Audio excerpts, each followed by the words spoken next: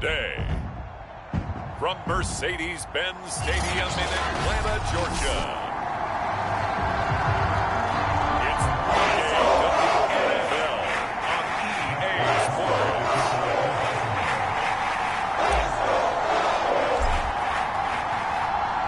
Lurching closer toward the midway point of this NFL season, and we're underway on EA Sports.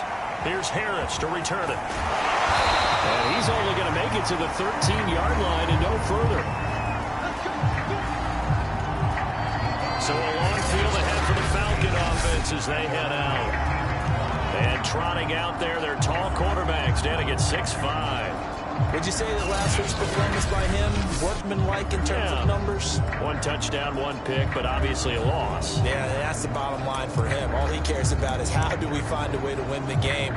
Maybe leans on a few other parts of the offense, and hopefully springs a receiver or two free. From the 13 now, they work on 1st and 10. Off the play fake, Melvin. Turns into disaster. He's not going to get forward progress. That'll be a safety. So how's that for an interesting way to start this ball game? First drive of the game and you go backwards all the way into your own end zone? Guess it kind of makes you wonder what else we might have in store here in this one. After the safety, remember, they also need to give up the football, and here's the free kick. This will be fielded at the 17, and able to get this across the 20 before going out of bounds. The Ravens offense going to work, and as usual, it's Lamar Jackson, the former MVP of the league, at the helm. And I think if you ask most folks to give you their first half MVP, very likely they're going to say it's this man right here. The NFL's leader in touchdown passes to this point in the season. Still 2 months to go, but if he can keep going to the pace he's at, this is going to be a dangerous team come January. And he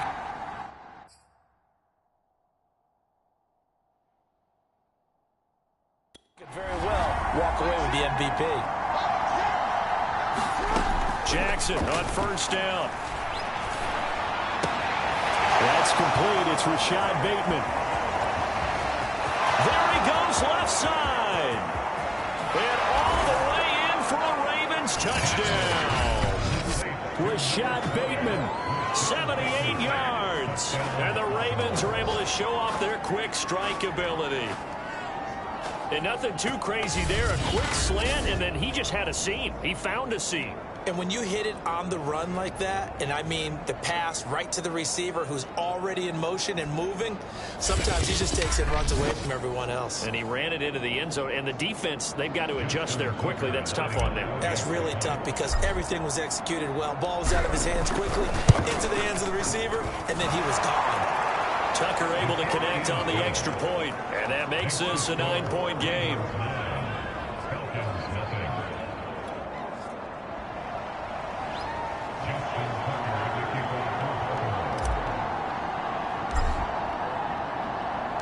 Tucker now to kick it away following the touchdown. Taken at the goal line. And he's going to be out of bounds. Here's the run back. Will leave him shy of the 20-yard line. So for the second time in this one, we get set to see the Falcons offense. And last time they surrendered the safety, we know they don't want to do that again. That is just one of those oddities in scoring that we get. And the Raven pressure too much. Down he goes. Gregory Rousseau has now recorded 10 sacks on the season. They just gave up a sack there, and if I'm not mistaken, they gave up 4 last week, didn't they? Yes. And just looking really porous, aren't they? They really are, and I'm wondering if they're going to have to start thinking about keeping the tight end in, maybe a back, someone to help assist, because right now, the quarterback's been getting hit a lot in the last couple of games. First carry now for Kareem Hunt. And he'll go down right on the edge of the...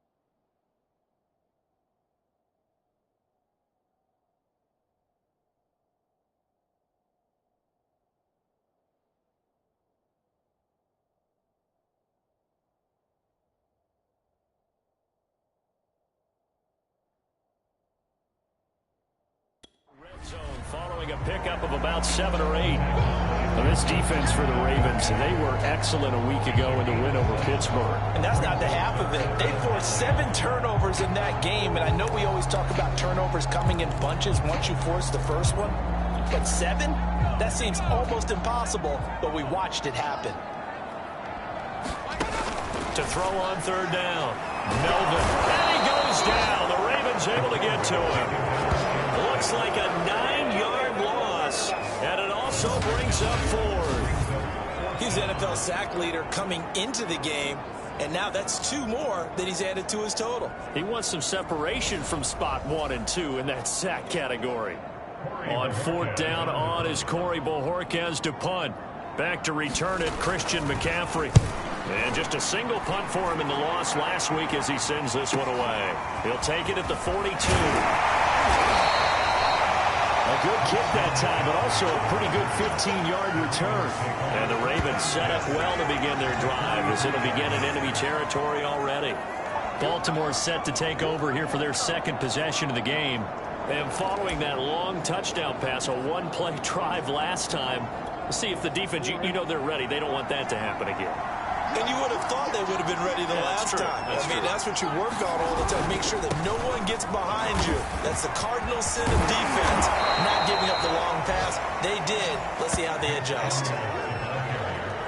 I really enjoy watching Lamar Jackson run those RPOs, Charles, but I'll tell you what, it's tough calling play-by-play because you don't know whether he handed it off or kept it. Makes you focus, doesn't he? You've got to try and stay with it, and even when we do, we often can get it wrong because our eyes naturally go to him because he creates big plays. But if you're a runner and you're playing with Lamar Jackson, aren't you happy? He creates so much concentration on him. It should open up things for you. He was solid last week, over 100 yards in their victory on the ground. They want to get that going again. Absolutely. What they also understand is that from week to week, it's not necessarily the same, but they want it to be, right? What they saw last week on the ground, they want to see in this game as well. They'll run for the first time with J.K. Dobbins. And he'll be taken down at the 2-yard line. I can certainly tell my age, partner, because when I was a kid, running backs like J.K. Dobbins with over 2,000 yards in their final season in college, they went early in the draft. Instead, he somehow lasted until the 2nd round. But how great is it to get a guy with that ability who can run it inside, run to the perimeter, and catch the football out of the backfield? They'll take it into the end zone for a Ravens touchdown. Gus Edwards, his 21st touchdown of the season as the Ravens push further out in front. But just power football there, down near the goal line. Give it to him. He's able to push his way across. Yeah, they went heavy there. Sometimes you have those big offensive linemen come in, have to report like they're eligible, but all they're doing is getting a good stance, blocking, and getting their runner across the goal line. Tucker now to add the point after.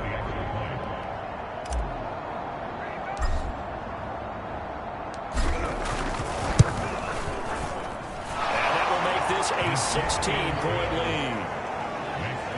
A drive there of just 4 plays. And it was polished off by the Gus Edwards touchdown run.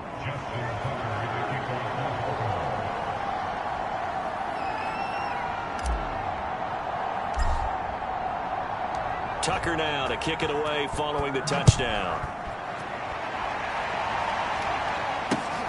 This fielded right at the goal line. And he's only going to make it to the 13-yard line and no further. Now out comes their leader and the captain of this offense back onto the field. And I guess the question, Charles, is what's the formula for keeping him better protected? Because as we see, the protection, it struggled. And normally what you get is renewed determination. When the big guy gets hit, that usually sparks people. Hey, we can't let this happen anymore. They take it personally. He's not supposed to be on the ground, but that hasn't been the case so far in this game. So maybe they've got to figure out how do they get rid of the ball faster to help out the offensive line so he doesn't get hit as much. And we'll see if they can keep him off the ground now going forward. They go play action here on 1st down. And this turns into disaster. He's not going to get forward progress. That'll be a safety. And this defense continues to dominate. How about 2 safeties in one game here? You don't even put that on your goal sheet. This is something that results when you're playing really well on defense and the offense has nowhere to go with the football. Dominating performance.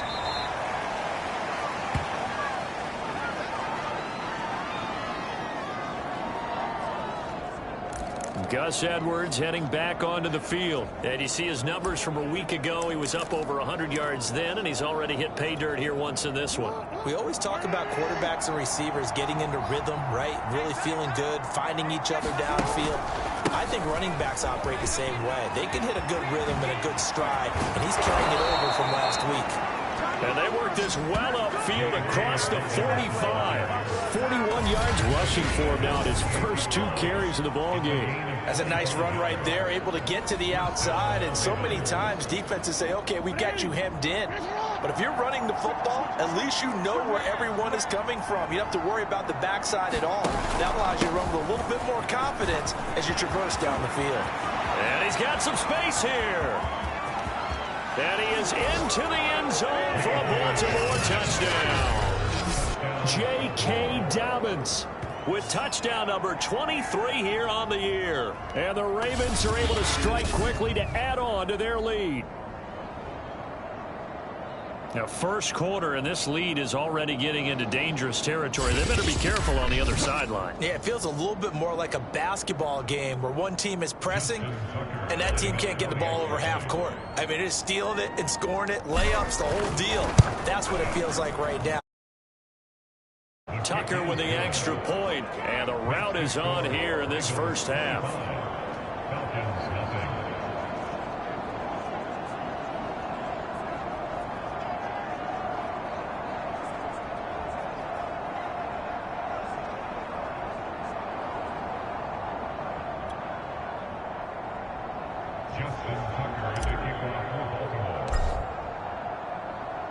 Tucker now to kick it away following the touchdown.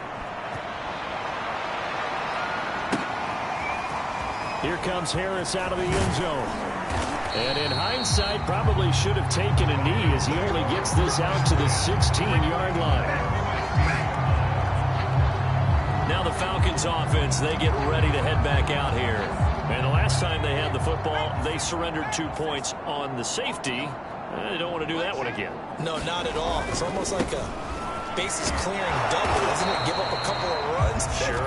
just messes things up for you offensively. But now they've got to go ahead, take it, set it aside, and move forward. Officially no gain on the play, and it's second down. All right, quick observation, Brandon, because early on in this game, I'm seeing linebackers putting up their noses close to the line of scrimmage. And my guess is the wheels are turning on that other sideline. As a play caller, you're filing that away right now, aren't you? Yeah, you're trying to find that opportunity later on when you can play action them or stick something to them between the second and the third level. And he's going to be brought down back at his own 6-yard line. Gregory Rousseau in there to drop him for his 11th sack of the year. Well, someone's closing in on the league lead in sacks. He came into the game in the top 5. Now you add 2 more to his total. After the sack, they'll come up now 3rd and long. Yeah, I wouldn't be surprised to see them run the ball here just to try and get some space. Now on 3rd and long, they'll look to throw. Had his hands on it, couldn't bring it in. Pretty symptomatic of how this game's been going. The Falcons send out their punter as the drive goes backwards, so he's on to punt it away. First kick, 47. This one looks good as well. So a change of possession here on the punt. And the Ravens, they'll take over.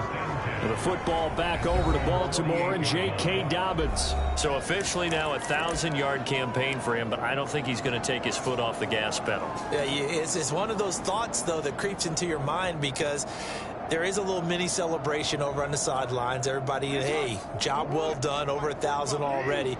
But guaranteed, as you noted, someone's jumped in that huddle and said, a lot more to be done, guys. Let's not, would you say, take your foot off the pedal? Let's not do that right now. But there is that possibility as people can get self-satisfied. The greats do not. We'll find out what he's made of. Still fighting. And in for the Ravens touchdown.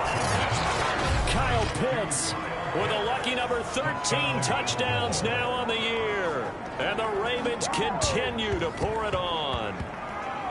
If you didn't know it, it won't surprise you to find out that this team leads the league in scoring. They've been a quick strike team all season long. There's another example. They did it again. This offensive coordinator, right now, you can write his ticket towards being a head coach. He's advanced in the ways of offense. Now Tucker to add the PAT. And the route is on here in this first half. They certainly made quick work of that, ultra-quick work. One of the fastest drives you'll ever see. Just one play resulting in the...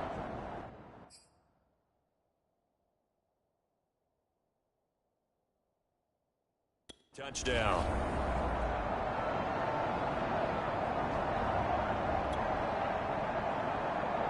Justin Tucker, the kickoff for Baltimore.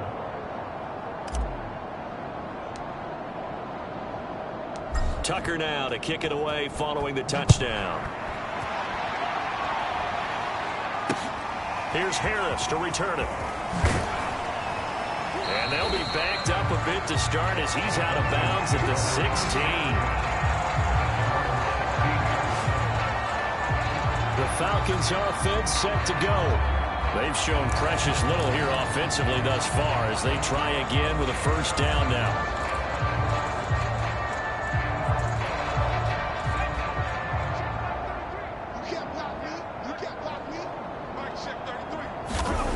Throwing to start the drive.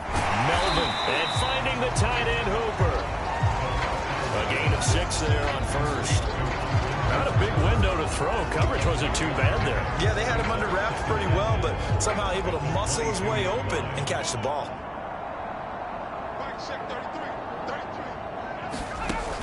To throw on second down. Melvin. In trouble here, and down he goes. Back at the 8-yard line. The defense rising to the challenge and setting him back on the sack.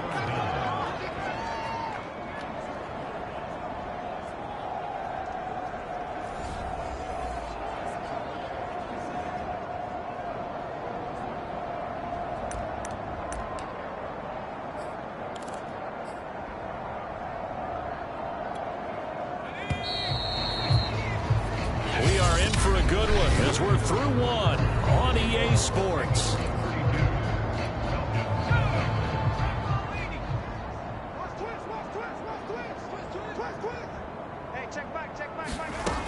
Throwing on third and long. Melvin in trouble and the ball's out. It's in the end zone loose.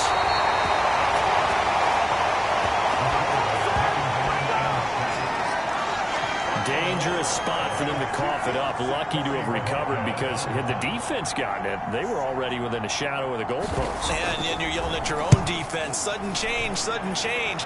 That's not what you want to hear on your sideline. That means you got to run out there and try and stop an offense who has the ball in a very advantageous position.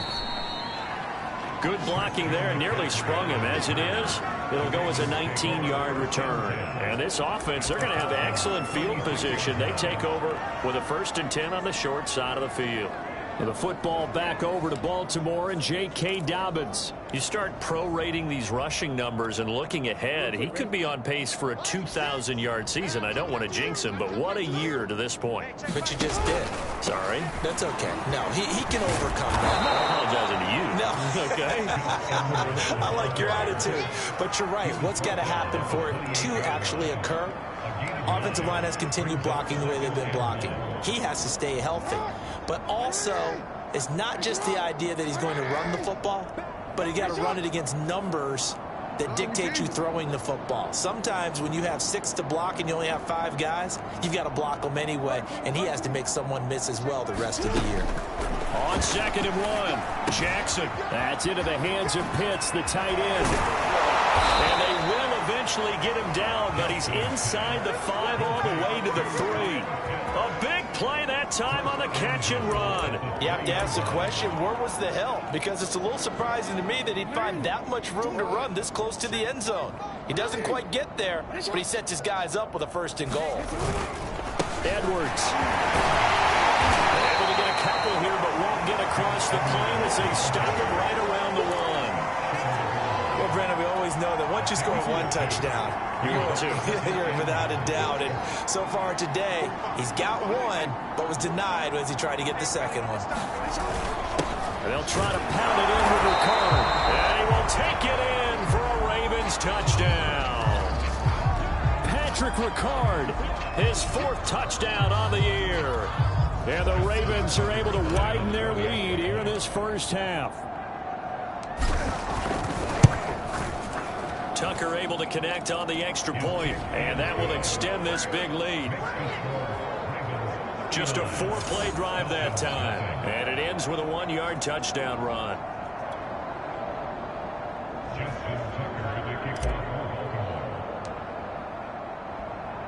Tucker now to kick it away following the touchdown. Here comes Harris out of the end zone. And he will be brought down here inside the 20. Good coverage as he's dropped at the 17.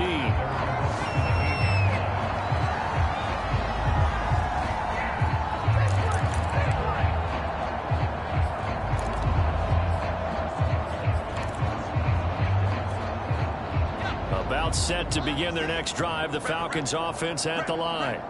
Not only are they in search of their first score, they're in search of their first down in this ball game as they come up 1st and 10. And he stopped immediately there. No gain on the play. It'll be 2nd down. So nothing there that time, and maybe you need to look to the O-line. They weren't able to create any space. No, they weren't, and you know as well as I do, as many offensive line coaches we've ever met, I think that'll be addressed loudly when those guys get to the sideline. And they're usually loud and big. To this point, I've been impressed with the work defensively. They have not allowed a lot of receivers to run free. And there's another example, another incompletion. On 3rd down, Melvin. Had his hands on it, couldn't bring it in. Pretty symptomatic of how this game's been going. The Falcons send out their punter, standing just outside his own goal line. He's averaging just under 50 yards a punt as he gets this away. And a fair catch taken back near about the 35, 36-yard line. So possession goes over here on the punt. And the offense will take over with a new set of downs. Jackson and the Ravens come up now 1st and 10 at their 35-yard line. They'll run with Edwards here to begin the drive. And he's across the 40, 3 extra yards to the 43. 46 yards rushing for him now to this point. So, Charles, you look at this offense, and really on paper, at least a great situation for them upcoming. They're unbeaten on the year, an open week coming up after this. So I guess my question, any worry that maybe this is coming at the wrong time? Oh, definitely I would be worried about this game, maybe more than any other on the schedule, because I know my guys are looking ahead to that open week. And all the way in for a Ravens touchdown. J.K. Dobbins with another touchdown, number 24 on the year. And the Ravens add on. I know I should keep the focus and the spotlight on the hero that just scored, but tackling's been an issue for this defense all game long. I can't set that aside. We just saw it again here. Missed tackles leads to his long touchdown run. Tucker now for the extra point.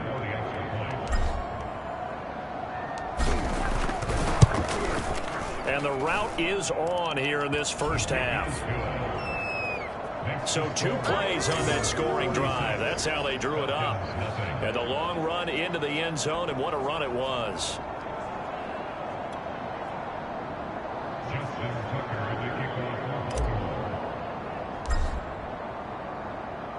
Tucker now to kick it away following the touchdown.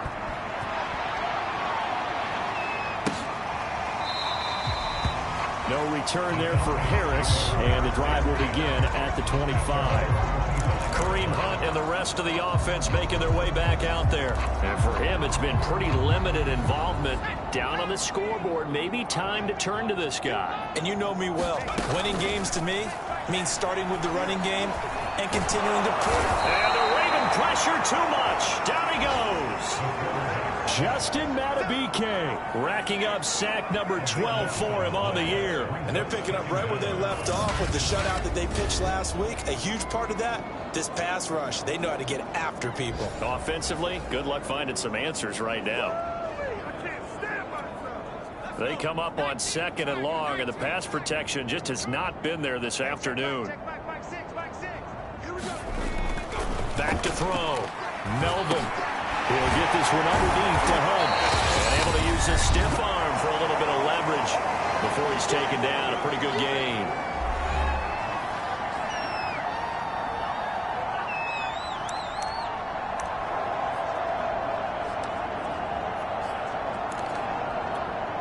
Coming up at halftime, we remind you once again that we're going to check in with Jonathan Coachman in Orlando. He'll have stats and scores from around the NFL as we reach now, hard to believe, the halfway point of the season. Time flying. It certainly is. Time to get the sweaters out, my man. And he's not going to sniff the first down here. He stopped at the 25. It'll be a gain of 7, but I'd imagine we'll see the punt team here on 4th down. The Falcons send out their punter as he's on for the 5th time here today. And he deserves a bronze leg as he gets this one away. Taken right on the 30. And he's going to be out of bounds, but not before he takes it inside the 40. A great return there, bobbing and weaving his way for 31 yards. And possession will switch hands, 1st and 10. Lamar Jackson marching back onto the field. And I'm sure he wanted to have a huge game, wants to have a huge game as the quarterback, but really on the ground, they've been very, very hard to stop. Maybe you just keep going to that well. I think so. And isn't it funny how the definition of balance changes for us from game to game? Sometimes it's 50-50, run it, throw it. Sometimes it's just being a balanced running team in terms of who's carrying the football. More than one guy. Right, multiple guys out there, and now your guy back there has to throw it. Doesn't have to worry about it quite as much. And they've got the lead here in the 2nd quarter. So a nice catch right there. And this receiving core, without their number 1 wideout, keep that in mind. He's inactive this week, though it shouldn't be a long-term absence. And I would think, partner, that this is where an offensive coordinator believes he can solve the problem by spreading the ball around. Because anytime you lose your number 1 guy. Got a man, it's caught for a Ravens touchdown. Kyle Pitts with his 14th touchdown of the year, 2nd of the game. And the Ravens continue to pour it on. And that was a beautiful ball right there as he waited for his tight end to come uncovered in the end zone, so give him points for patience as well. Delivered it right where it needed to be for 6 points. Tucker now to add the point after.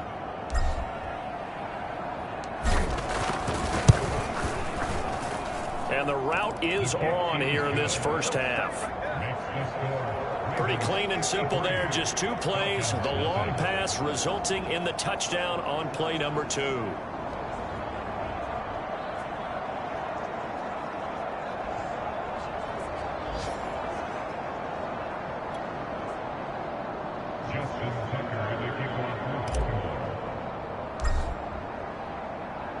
Tucker now to kick it away following the touchdown. Here comes Harris out of the end zone. And no chance to get away as they'll get him down at about the 17-yard line. Kareem Hunt and the rest of the offense making their way back out there. He's just been looking for some space. I'm not going to pin it on him or the offensive line, but they need to get this run game going better. Sometimes you just have to credit the defense. They came in with a plan themselves. So I think now you try. And he goes down. The Ravens able to get to him. The sack recorded. It's a loss of 5, and now it's 2nd down. These sacks now, they're starting to pile up, Charles. And that front 7 defensively, they've had their way with this offensive line.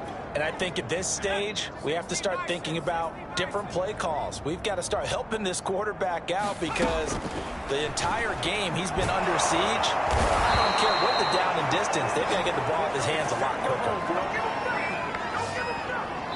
So we have reached halftime here with the visiting Ravens out in front. As we'll send you down to Orlando, we check in with Jonathan Coachman for our EA Sports Halftime Report. Coach. All right, Brandon, thanks very much. Hi again, everybody. Let's get you caught up with what's going on around the league here in the unofficial midway point, Week 8 of the NFL season. We'll begin our tour up at First Energy Stadium in Cleveland, and it's the Browns who have the lead late in the first half. Nick Chubb has a touchdown run. From there, we head down to sunny Miami to check on the Dolphins at home at Hard Rock Stadium. And they have the lead in that one over the visiting Lions. De'Ami Brown, a touchdown reception. Lastly, let's get up to Buffalo to check on the Bills. And at the half, they trail the visiting Jets in that ball game.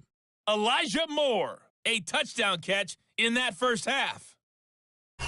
In the game you're watching, we've seen a strong first half out of Lamar Jackson. His 3 touchdown passes have his guys out in front as we hand things back over to Brandon Godden and Charles Davis.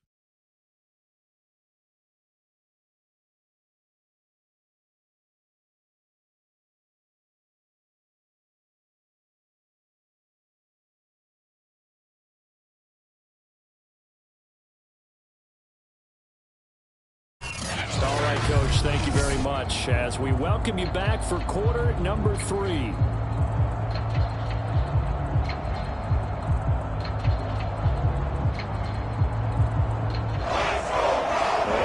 Ready to receive it, and they've got the lead as well as we resume play in the second half.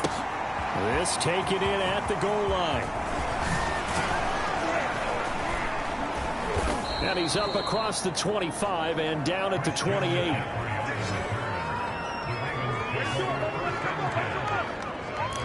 So here are the Ravens to take over on offense. They've got the lead right now, and remember, they are riding that very impressive 7-game winning streak, trying to push it to 8. Jackson and the Ravens come up now 1st and 10 at their own 28-yard line. Fighting through it, he's got space. And he'll be taken down, but not before they work it across midfield. The 71 yards for him on the ground now as he has been terrific here this afternoon. They had a chance to limit his yardage, but he was able to fight off that tackle. So it's not just the responsibility of the guys who missed the tackles along the way. It's all 11 on defense, able to stop this guy, unable to do it on that play. They've got to find a way. How about his ability to break through and gain that yardage? Steps away to his left. And now we'll get a stoppage here. There appears to be an injured Falcon on the field. Well, he gets attended to. We'll step aside.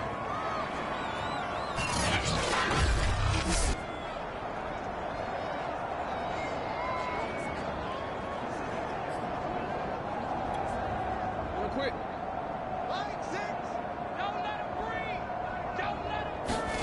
From the 40 now on 2nd down. Jackson. That is caught. Rashad Bateman. And all the way in for a Ravens touchdown.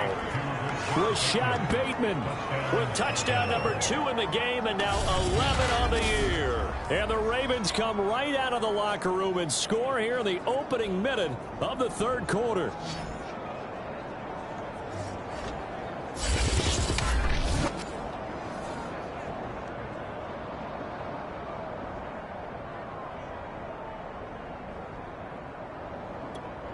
Now Tucker to add the PAT.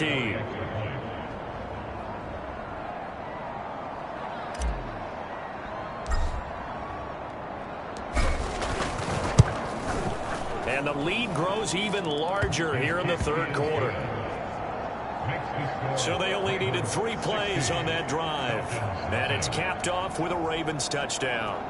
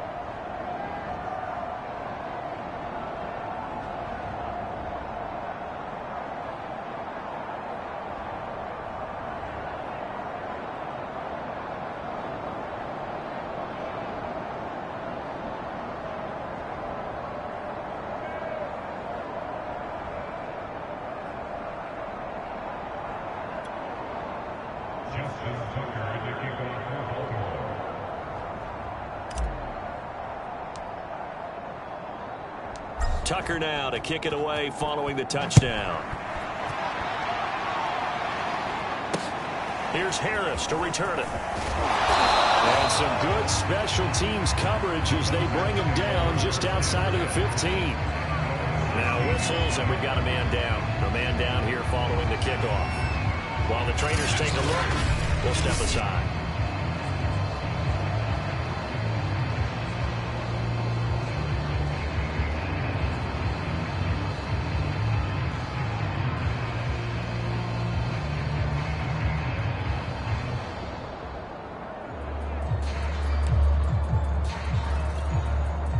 The Atlanta offense out there for their next drive. They've got to dig down deep. I mean, they need something right now, really anything to cling on to. This offense has struggled. Partner, join me in a walk to their locker room at the half, okay? Because I think what we would have seen is an offensive coordinator and his assistant coaches getting together with all their positions, then coming together as a group, going over adjustments, and then the head coach coming in and just screaming, wake up. Yeah. Let's get moving, guys. I'm kind of glad we weren't in there at halftime, actually. I mean, you think you might have turned it on us, too? Yeah, but right now, whatever was said hasn't been working. So the opening play of the drive goes backwards. Now they'll come up on 2nd and 12. Looking to throw. And he's going to be brought down. Back at his own 6-yard line. Gregory Rousseau racking up sack number 12 for him on the year. So one quick, easy analysis about why they've struggled so far. They keep putting themselves in 3rd and long situations. They just took another sack right there. And the offensive film session tomorrow may be a little longer than it normally is. Not a lot of positive grades will be handed out thus far. And for the 3rd time now, this is going to wind up a safety. Unbelievable. Well, it's rare to see one safety. It's even rare to see 3 safeties in a game, Charles. Well, we'll be able to talk about this with our grandkids, great-grandkids, and anyone else that may come around the house when we get a little bit older on that rocking chair. We were there when we saw 3 safeties in one game.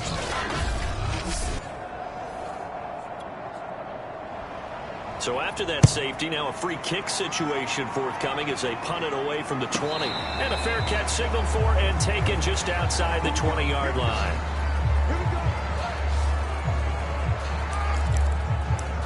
And now here come the Ravens. And last time out, another touchdown. And I think there may be some empty seats around here by the time the 4th quarter comes around. Yeah, I have to agree with you because this one's just about decided. But you know who benefits from all those empty seats? You and me, trying to get to the airport. That's the road true. to be fairly clear that is by the time we have to leave the booth. He'll let this go deep for Ruggs. And that's caught inside the 35. Touchdown. Henry Ruggs, 79 yards. And the Ravens add on. It took them a while to get their speedster involved, but they found him downfield there. And what we've discovered as we've watched games is the speedster doesn't have to have a lot of catches, doesn't have to have volume in order to have a huge impact on the game. His speed scares the heck out of defenses, and other guys can capitalize, but when you finally hit him and he carries it all the way into the end zone, that's what you're paying him for. That big threat that can make big plays on a limited number of catches. That's how you step on the stage with your first catch, take it to the house.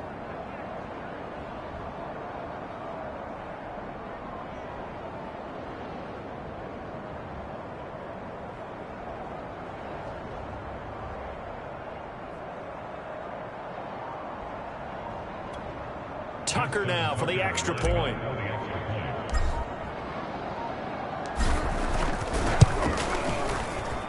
And the lead grows even larger here in the 3rd quarter. Well, the offense wasn't out there for a long time, but they were out there for a good time. One play, and they're able to hit pay dirt.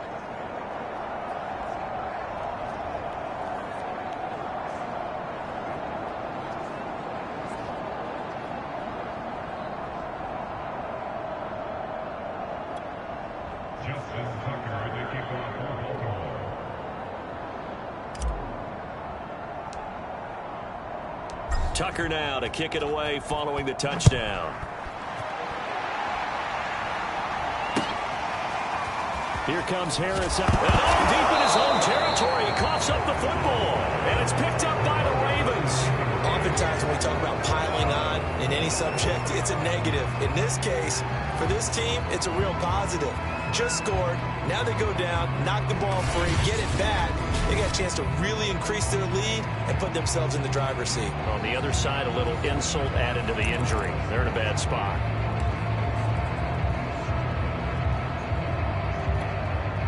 So now, just like that, things change dramatically. It's 1st and goal. Check 50, check 50.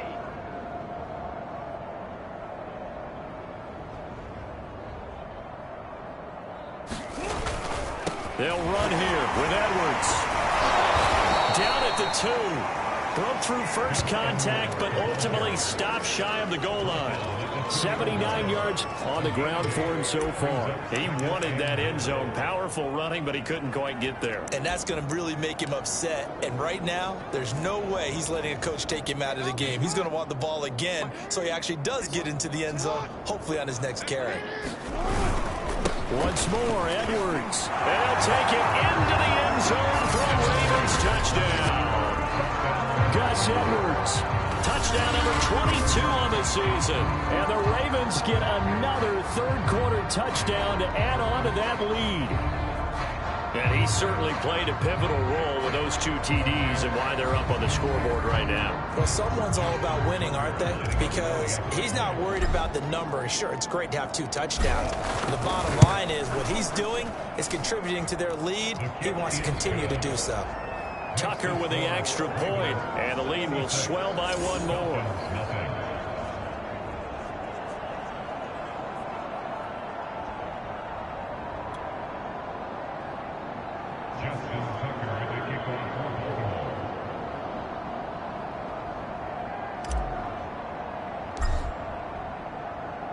Tucker now to kick it away following the touchdown. Here comes Harris out of the end zone. And in hindsight, probably should have taken a knee as he only gets this out to the 16-yard line. Here comes the Falcon offense now as they get set to take over here. They have been struggling. I would imagine at halftime they went through some possible changes. Well, those changes aren't working, so now where do you go? I think that now it's much more in their head. And what I mean by that is just what you said. You've gone over the changes. I bet they were pretty clinical at the half, not too emotional. They might need to go to the emotional side because you've got to find something, some spark somewhere. And so far, just being calm hasn't exactly worked. They need any spark at this point. The ball popped in the air and intercepted. Picked up by Jalen Johnson. And right about now, you start to think, and maybe they're starting to think, gosh, maybe points aren't going to happen for us in this game. Well, it's a thought that is worth having because so far in this game, this defense has not just had the upper hand. They've appeared to be a step ahead, maybe even 2 steps to everything they've done. They've had an answer for everything this offense has thrown at them. He's got the first down inside the 10. And he is into the end zone for a Baltimore touchdown. Gus Edwards with touchdown number 23 here on the year. And the Ravens have used the short field to their advantage as they cash in for 6. So the turnover sets it up, and then a touchdown run here on the ensuing play. And Brandon, a lot of times you see teams take shots in the passing game on a quick change like this. They go right back and throw one for the end zone. Here they just called a running play looking to get a few yards. But he's able to work his way downfield and take it into the end zone. The end result, the exact same thing as going for it in the passing game. Tucker able to connect on the extra point, and that will extend this big lead.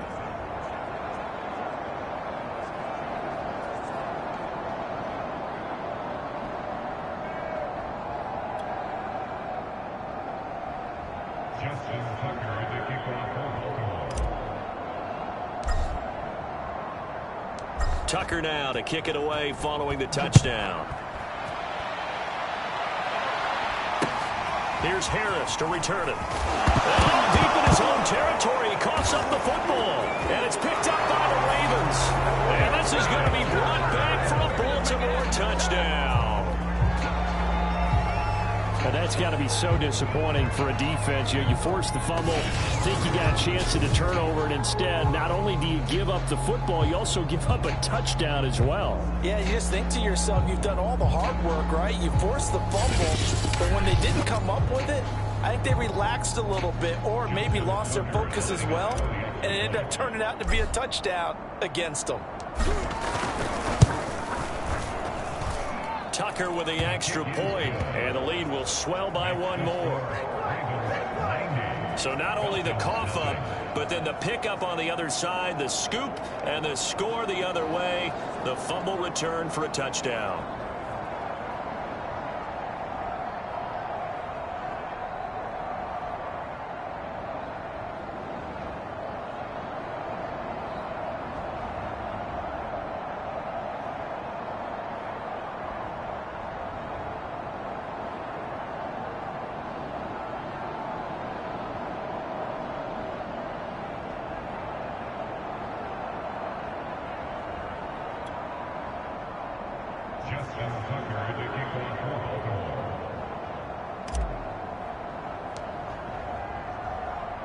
And you can bet they're preaching two hands on the ball here as the kick's away following that fumble return. Here's Harris to return it. Oh, deep in his own territory. He coughs up the football. And it's picked up by the Ravens. And he will score. Touchdown, Baltimore. A big play there. His first touchdown on the year. And the Ravens continue to pour it on. I'm glad we were paying attention during the rules seminar because we learned the only time you can't advance a fumble like that is in the last 2 minutes of either half. Right. Other than that, if that ball's out, whether forward or backwards, it's live and free for anybody. No doubt about it. When you say free, that means he's got free reign to pick it up and go. And that's exactly what happened there. Took it in for a touchdown. Tucker able to connect on the extra point, and that will extend this big lead. The scoop and score, always an exciting play in football, and we witnessed it there, grabbing it off the ground and then rumbling it into the end zone for 6.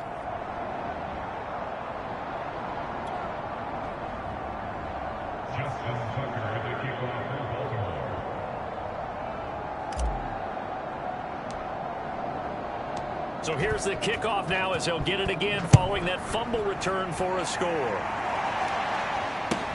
Here's Harris to return it. And they'll be backed up a bit to start as he's out of bounds at the 16.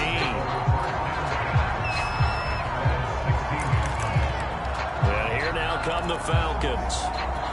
And following the interception, just any interception, are you a little bit more cautious when you start that next drive, or no, you just throw that out the window? I think you are. I don't think that there's any way you can run back out there and go, totally didn't affect me. Let's just go ahead and be loose with the football again.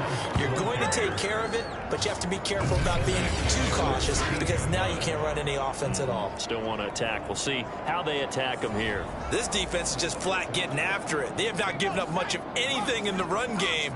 Case in point right there. On second down, right back to Hunt. And just not a ton of room to work with. He'll get it to the 15 for a gain of 2. A third down now. Those last two plays indicative of how things have gone for them. Just nowhere to go on the ground and struggling to put up points.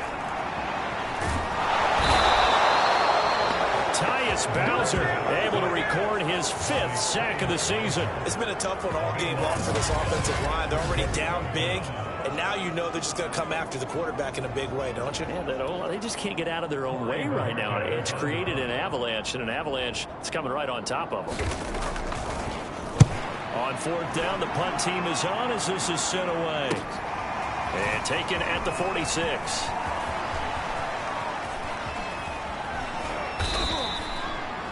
35 yards on the return. Picked up some good blocks as well. And they'll have a short field to go as this drive starts on the fringe of the red zone at the 20.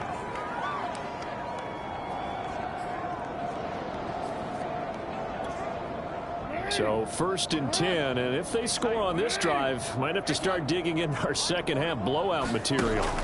Now Jackson. And this is caught at the end. And in for the Ravens touchdown. Devin Duvernay with his 16th touchdown of the year. And the Ravens add on. I know these wide receivers are about flash and dash and high-flying plays, but a good number of them played running back at some point in their career, and that's how they finish off a lot of their big plays, run after the catch. And this time he finishes off the big play in the end zone.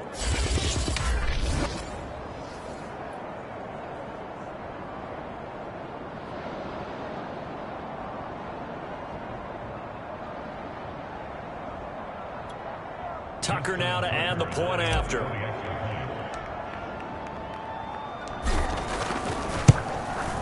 And the lead grows even larger here in the third quarter. Well, they got the ball in great field position. One play later, boom, end zone.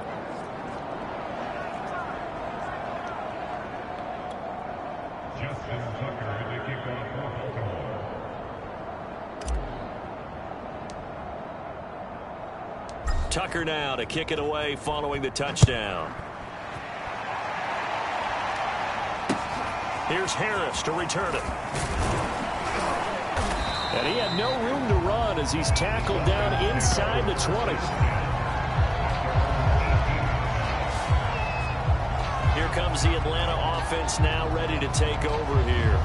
These guys had to punt their last possession, and that's become too familiar of a refrain. Too many of these drives just wound up going nowhere. But you know how in baseball, when the pitcher gets a base hit and he's on base, they bring his jacket out to him to keep him warm? A lot of times the punter goes to the sideline, puts on sweatpants or a wrap over his leg to keep it warm. He might need a massage from the trainer right now from all the work he's getting. On first down, Melvin. And a dangerous throw there as that's knocked down and incomplete. He's had trouble finding open receivers all game, CD, and that's because really there hasn't been many. This defense has been all over them. Yeah, they're one of the better defenses in the league, and every time I talk to someone around the NFL, they all say the exact same thing. They're so fundamentally sound, it's hard to execute against them. Now he's going to swing this one out to his running back. And he's taken down. It's a gain of 3 from the 17 to the 20. These guys have punted 4 times already, and they're staring at a 5th, barring a conversion here on third down. And it is incomplete. Well, the passing windows are just not there, and that's just another example of how great this defense has been all game long. And that's exactly what a top 10 defense can do. They can really change the game tempo and frustrate you as you try to execute offensively. And Bojorquez on to punt as he gets it away. Take it at the 37. And he'll be out of bounds just shy of the 40. A great return there of 22 yards. And out will come the offense as they take over. This Ravens offense heads back out there led by Lamar Jackson. And nobody in the stadium feels better than he does right now. Just a slew of touchdown passes. He's been spectacular. And you and I both know this is a team game. One of the best team games that's out there. But right now, I've forgotten what the scoreboard even says. Just watching what he's doing. Been fun. That's been mesmerizing and a whole lot of fun to watch. He's hoping to keep it going here in the third quarter.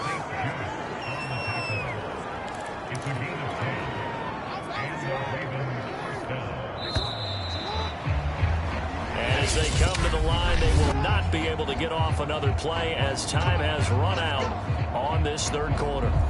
This is the National Football League on EA Sports.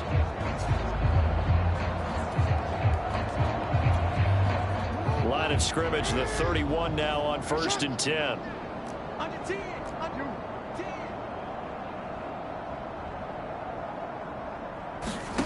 Here's Jackson.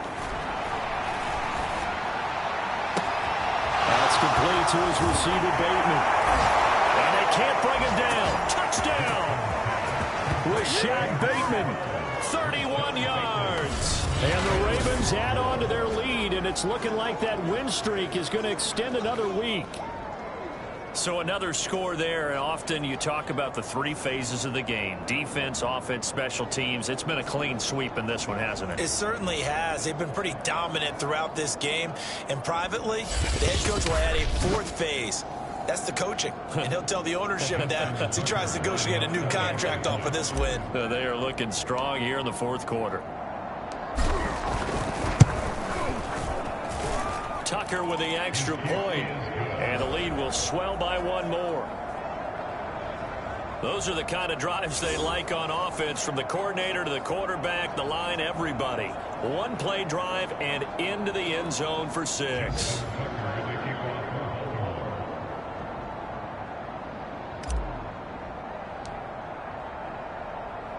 Tucker now to kick it away following the touchdown. Here comes Harris out of the end zone. And he will be brought down here inside the 20. Good coverage as he's dropped at the 17. Atlanta now coming out on the field. And they unfortunately are staring at a mini losing streak developing, trailing here in the fourth quarter. This would be their 3rd straight defeat. On 1st and 10, Melvin. He rifles one that's intercepted. Picked off at about the 31. And they're going to be set up in the red zone right around the 17-yard line. Defense. They're down here in the 4th, and that personal foul penalty is not going to help. No, in these types of situations, players will tell you that's extra intensity. From where we sit, it's actually frustration. Not a good play. So the face mask moves him closer, and now 1st and goal. Jackson on the give to Dobbins. And he will force his way into the end zone for a Ravens touchdown. J.K. Dobbins. His 25th touchdown, tying Emmitt Smith for the 5th most in one season. And the Ravens are poised to move to 8-0 as they extend their lead even further.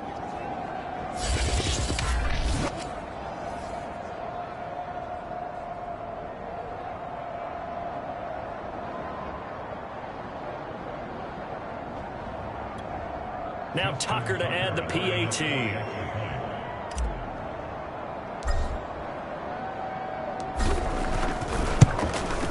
Now this one was over a while ago as they just add on to their big lead. A nice tidy little drive there, getting the ball in excellent field position, and only one play to score it.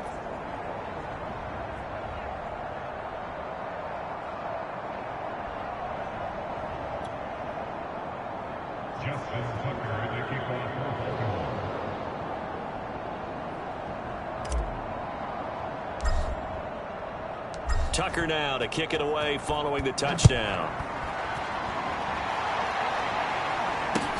Here's Harris to return it. And a nice job there on special teams to limit him to inside the 15 as he's dropped at the 14. In this position, trying to get back into the game, teams are looking for a spark from their special teams. That's not what they got, though. They got a setback, and they have a long field to cover if they want to try and put points on the board. Throwing on 1st down. Melvin. It's caught over the middle. Hooper puts it on the carpet. It's out.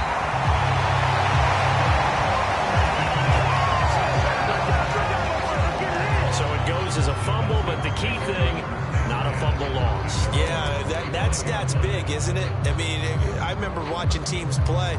The ball might be on the ground a number of times during the game, but the other team doesn't get it. That's a huge difference in the ball game. And in this case, they were able to retain possession. On 1st down, Melvin. Man open, that's Calvin Ridley. And he's upended at the 33 following a good pickup of 8. Here's a 2nd and 2 now from the 33. Back to throw. Melvin. It's a short one here, complete to the tight end.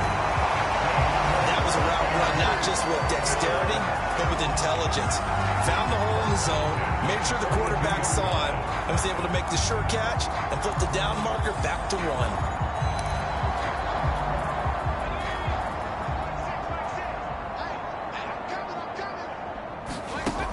Again, he'll drop to throw. Swings this out for Hunt. That catch good for only a couple.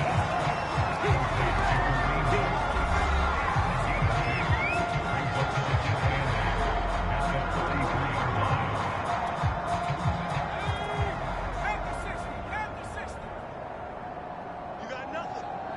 Mike, 6. throw again. And he fires one that's intercepted. Picked off by Marlon Humphrey. And he'll take it across midfield and down to the 48-yard line. Well, partner, I got to tell you, I'm trying to think of something positive to say for this offense, but I'd have to be a spin doctor for that one. This has been a tough performance to watch. And I think it's hard at this point to actually identify what's really gone wrong. I guess the catch-all is everything.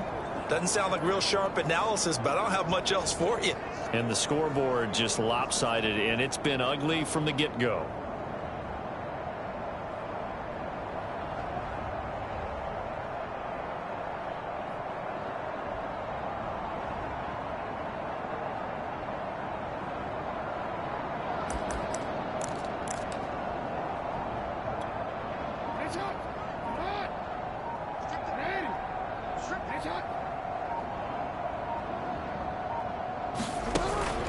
On 1st and 10, it's Dobbins.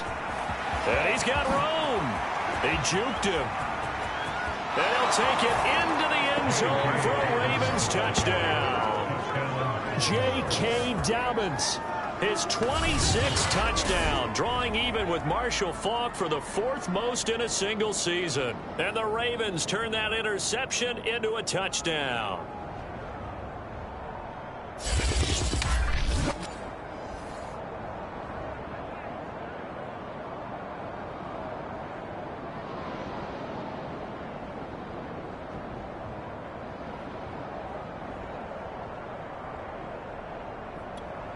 Tucker now for the extra point.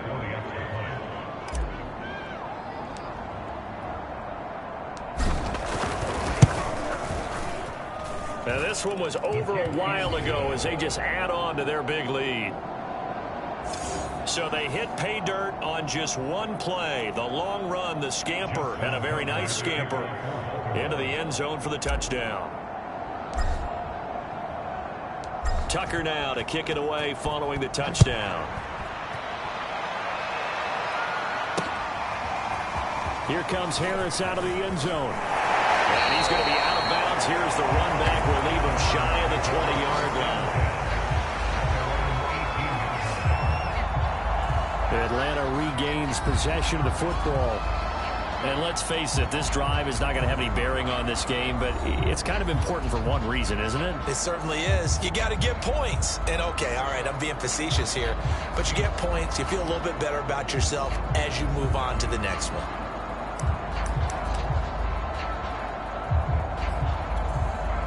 So from inside the 20, here's 1st and 10 at the 18. Trying to shake off the interception. He'll look to throw. And he's going to be brought down. Back at his own 6-yard line. It looks like a 12-yard loss there on the 1st down sack. We've been around this league for a while, and many coaches never pull their starting quarterback, almost no matter the situation. In this case, though, I think he's got to make a decision. He's taking a pretty good beating out there. Yeah, and with the deficit, maybe not wanting to risk an injury.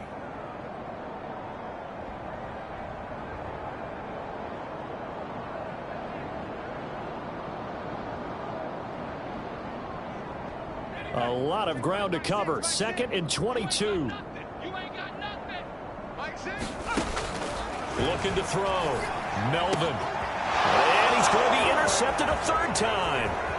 Picked up by Jalen Johnson. And he will bring this back. It's a pick 6 and a Raven touchdown. That's the story of the game. They've been suffocating all game long on defense. They were suffocating there again in a big way. And they've done it not just by out-athleting them, which is often the case, but by being able to adjust to anything they tried to throw at them and beating them to the punch each and every time. This was a defense that was well prepared.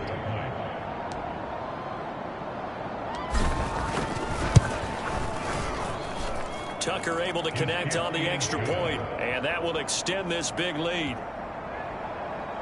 A heck of a play there defensively, getting the interception, navigating his way into the end zone for the touchdown.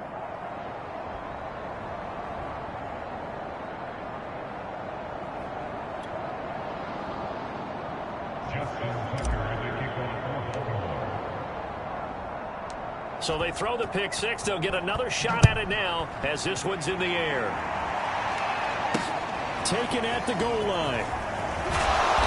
And some good special teams coverage as they bring him down just outside of the 15. So out come the Falcons now. And you can sort of sense their dejection. That last pick six.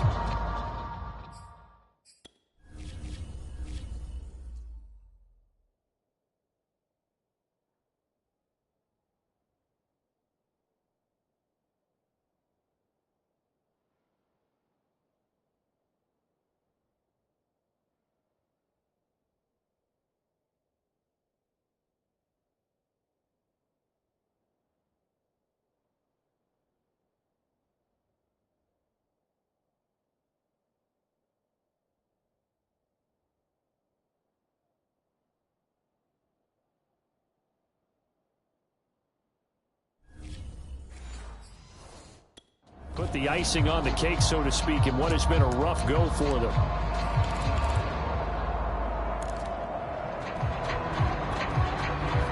About set to begin their next drive, the Falcons offense at the line. And they gave up the pick six, and now they'll be looking to right the ship here. Now, as a quarterback, are you a little more cautious this go around?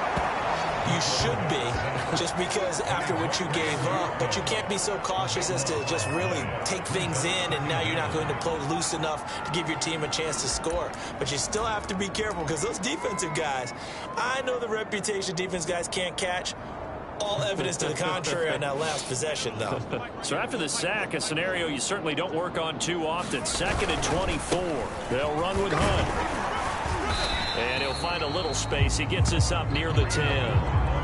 That'll net 7 yards on the ground, but it'll leave him with a healthy distance still to go on 3rd down. That's the kind of run that gets everyone excited on offense. And, you know, oftentimes the guys who carry the ball are the ones in the huddle doing the chirping. Right now, I think it's the offensive line telling them, run it again. We are right there about to break a big one. And the Raven pressure too much. Down he goes. Things are just going from bad to worse now. It's a safety that does them in here, and that is one frustrated offensive unit. They can't get out from under their own shadow right now. I mean, I know this is the NFL, but could you imagine a college crowd right now? Imagine what they'd be doing. They'd be chanting, start the bus, because they think this one is over. Oh, a good return up past the 30. Past midfield. Still going. And they're going to finish this one off strong. It's a return touchdown to add on to their lead in the final stages. Tucker now to add the point after.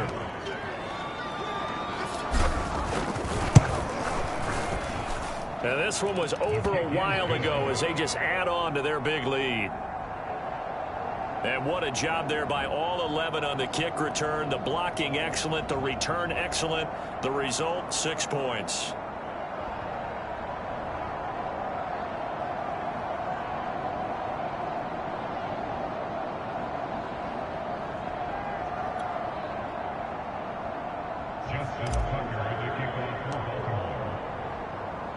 So now the other return teams out there as they'll try to duplicate what they just saw. And we will not see an attempt to match that return touchdown, as this will be a touchback and bring it out to the 25.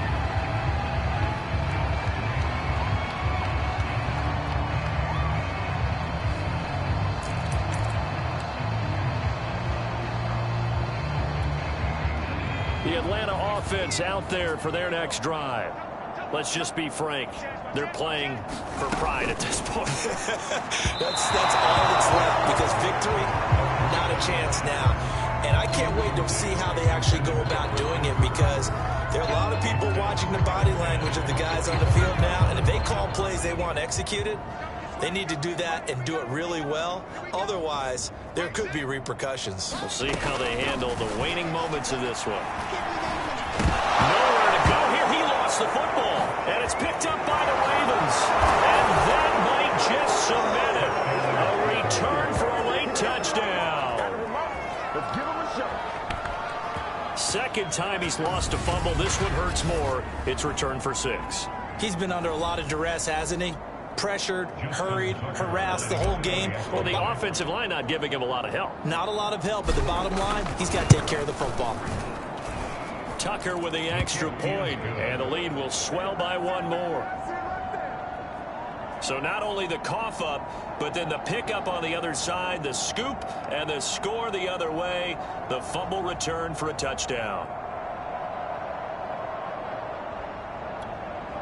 Justin Tucker, the kickoff for Baltimore.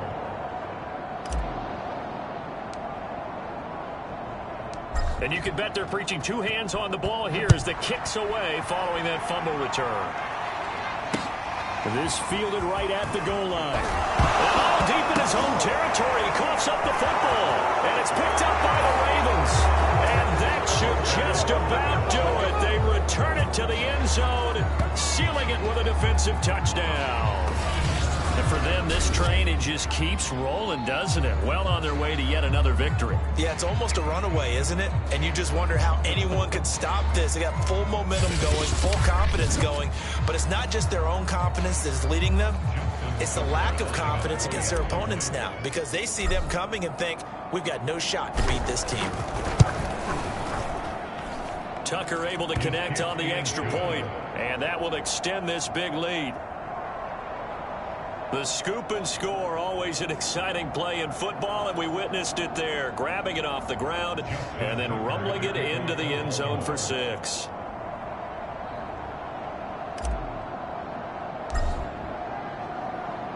So here's the kickoff now as they'll get it again following that fumble return for a score. Here's Harris to return it. And some good special teams coverage as they bring him down just outside of the 15. Atlanta prepped and ready for its next possession.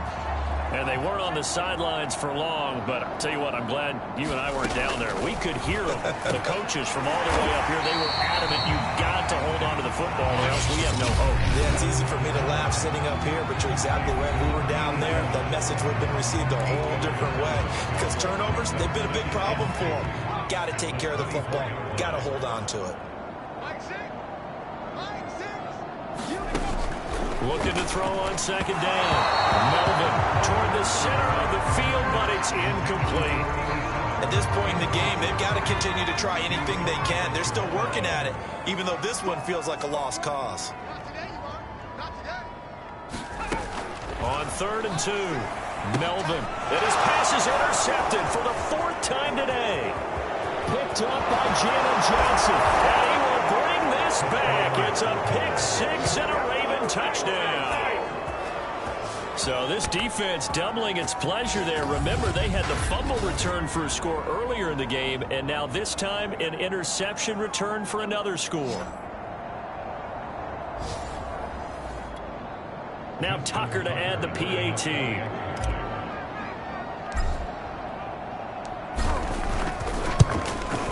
Now this one was over a while ago as they just add on to their big lead. So the defense creating some points, not only getting the interception, but then returning it to the end zone for the pick 6. Justin Tucker, the kickoff for Baltimore. So they'll get another shot on offense following that pick 6, and now the kick is away. Here's Harris to return it. Oh, deep in his own territory, he coughs up the football. And it's picked up by the Ravens. And great field position coming up in the red zone at the 17-yard line. As that ball got away from him, and he saw the opposing team recover it. You felt his pain? Oh, I felt his pain, and you know what was going through his head. Tuck it away. Take care of the ball. All the things he hears all week in practice, he didn't carry it over into the game. So from the 17 now, here's a 1st and 10. And despite the late lead, Jackson to throw. And he will get into the end zone. It's another touchdown. This thing is ugly. Well, business as usual for them. Well on their way to another victory. Riding a serious wave of momentum from what we've seen. And so far, they haven't met their match. So if you're going to play this team in the future, your mission is clear. You better be ready to play and match their firepower.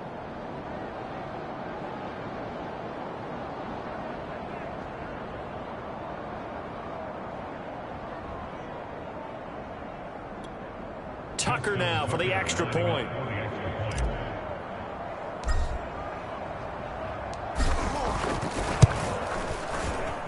And this one was over a while ago as they just add on to their big lead. Well, they got the ball in great field position. One play later, boom, end zone.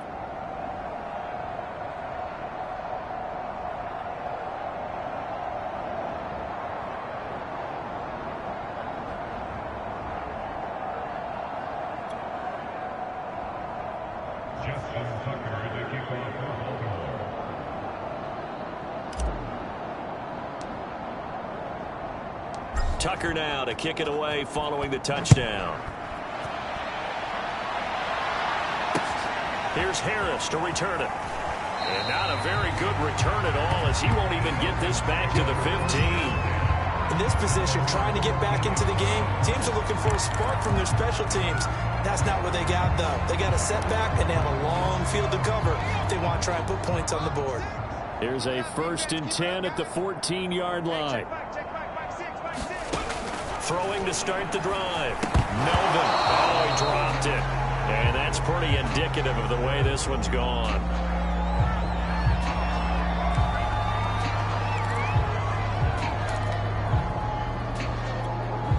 Here's 2nd and 10.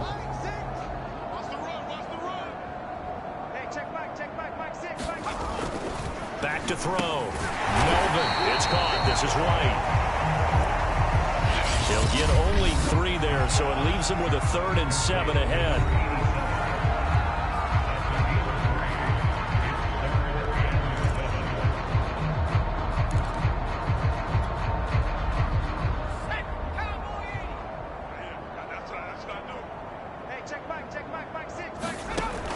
Looking to throw. Melvin. Nowhere to go here. He lost it. And this will be recovered at least by the offense, but he'll be taken down in the end zone, and that is going to be a safety. Things are just going from bad to worse now. It's a safety that does him in here, and that is one frustrated offensive unit. They can't get out from under their own shadow right now. I mean, I know this is the NFL, but could you imagine a college crowd right now? Imagine what they'd be doing. They'd be chanting, "Start the bus," because they think this one is over.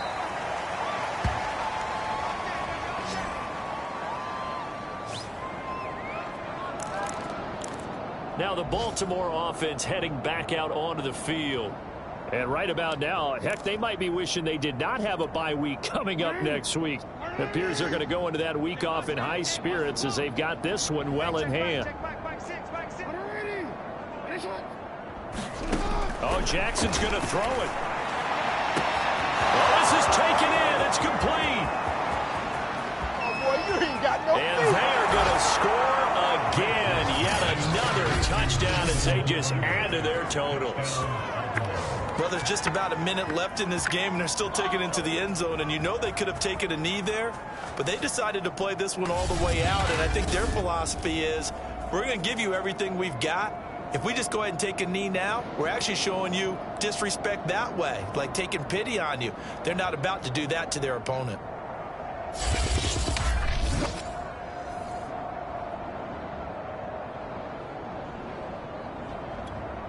Tucker now to add the point after.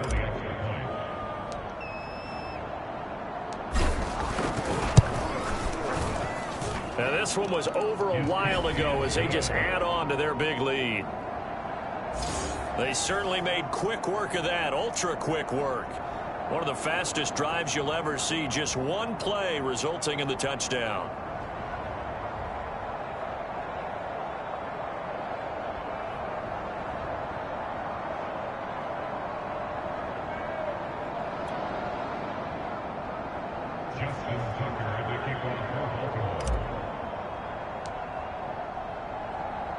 Tucker now to kick it away following the touchdown.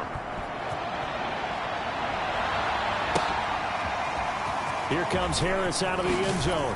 And in hindsight, probably should have taken a knee as he only gets this out to the 16-yard line. The Falcons ready to take over. They are just obviously getting shellacked here in this one, Charles. What's the message if you're a coach for this final drive in a lopsided game like this? For a lot of coaches, be honest. don't forget today. don't forget what has happened out here. Yeah, use that as ammo going forward. Exactly. Take a great look at that scoreboard. Realize how poorly everything went for us today, coaching, playing, the whole deal.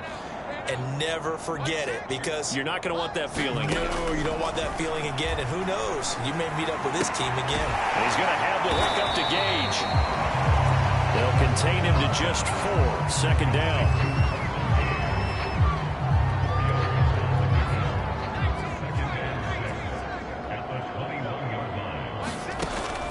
Back to throw. Melvin. And he's taken down. Back at his own 7. Ravens going to use their 3rd and final timeout. That'll be their 3rd and final stoppage here as we step aside.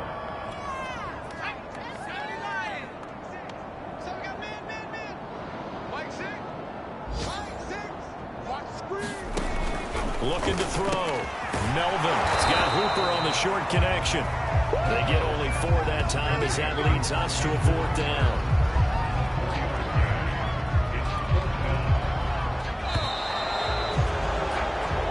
So the final seconds tick away in this Baltimore victory. And I tell you what, Charles, this might be about as good as it gets. They were incredible. Yeah, offense was in fine form. The defense threw the shutout at them. I think they worked in concert together. What I like about the offense was they held the ball pretty well. You know, time of possession, exactly what they were looking for in this one. And that helped out their defense. Didn't have to be out there the entire time. So when you do that and you're out there fresh playing, off a little extra spring in your step, and it showed up in this one. They had a ton of spring in their step. Impressive victory. So for the Ravens, they continue to cruise as they move to 8-0 now on the campaign. And they'll be able to enjoy this one through the bye week before they get back at it again. Meanwhile, for Atlanta, they drop back to 500 now at 4 up and 4 down. And they'll try to get back to their winning ways next week as they head to KC to take on the Chiefs. And for Charles Davis and our entire crew, I'm Brandon Gaudin. You've been watching the NFL on EA Sports.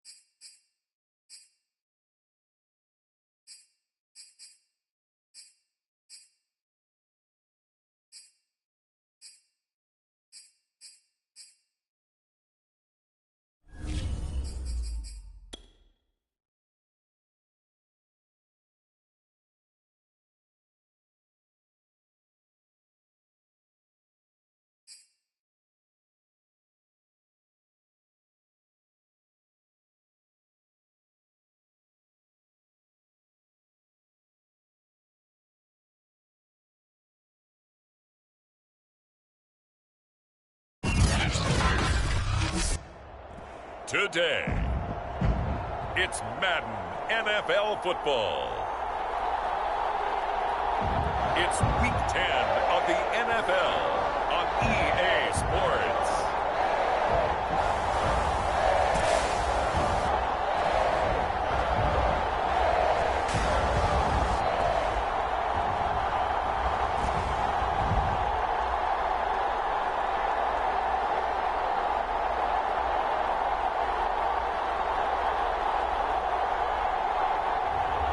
It's the Tampa Bay Buccaneers taking on the Baltimore Ravens.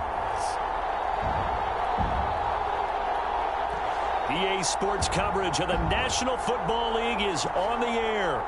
With the echoes of cannon blast still ringing in our ears from the north end zone, the Bucs were introduced a moment ago, and they are all set as their guys will do battle with the Baltimore Ravens.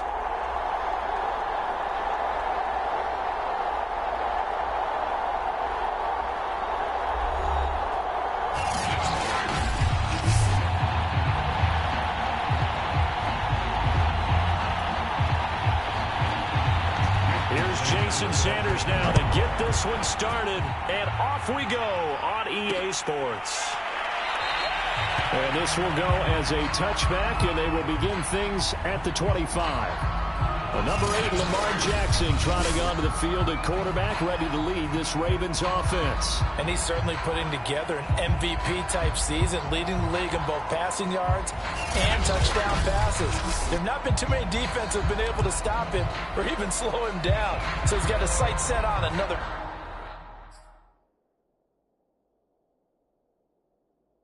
big game right here.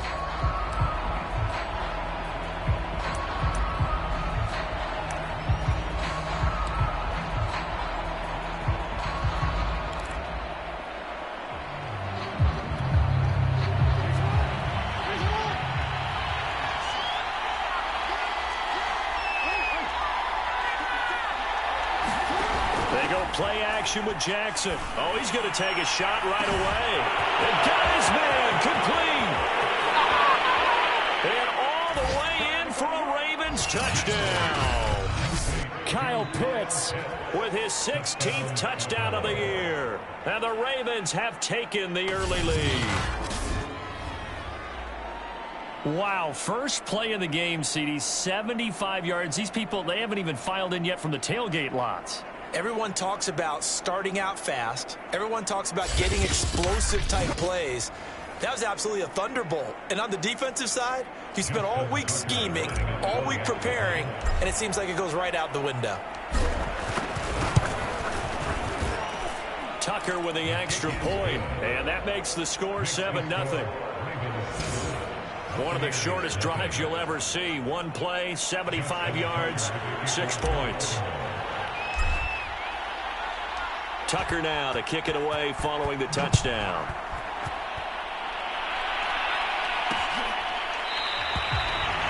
The return man down to a knee, and this will come out to the 25-yard line. So out come the Bucs now for their first drive. And here's a look at their leader, standing 6'4". And the tendency for most of these guys is to want to match things right away because they have a lot of confidence in their talent, too. They just saw a big strike against their team, and you know they're thinking to themselves, I can get this back right now on one play. Well, if it's there, you take it. But otherwise, just go ahead and calm your team down. Run the offense, get things going, and see how things settle in. 2 yards on the carry there. It'll be second down.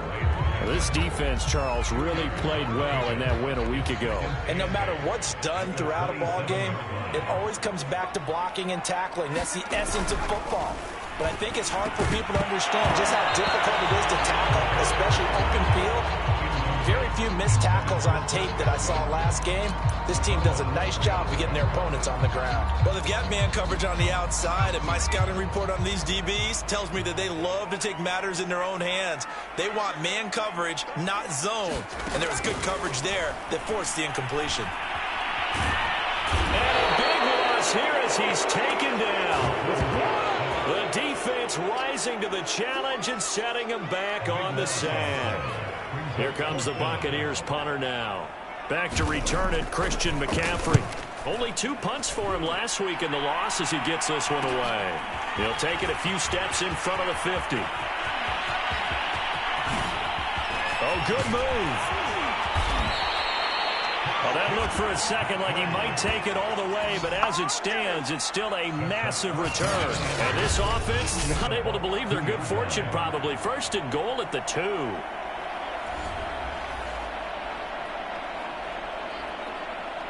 Baltimore set to take over here for their second possession of the game.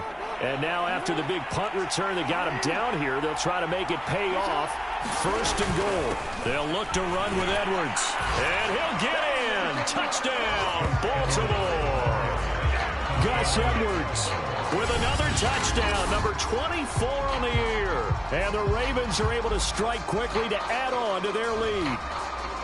Not even 2 minutes into this football game, already we've had 2 scores. You know how much I like to read about teams of old, right? The teams of yesteryear. There were some teams that were known as the point-a-minute teams. Well, obviously in a 60-minute game, that's 60-plus points. But 2 touchdowns in the first 2 minutes? My calculator doesn't operate that well. And now on the other side, they better wake up. They haven't even gotten off the bus yet.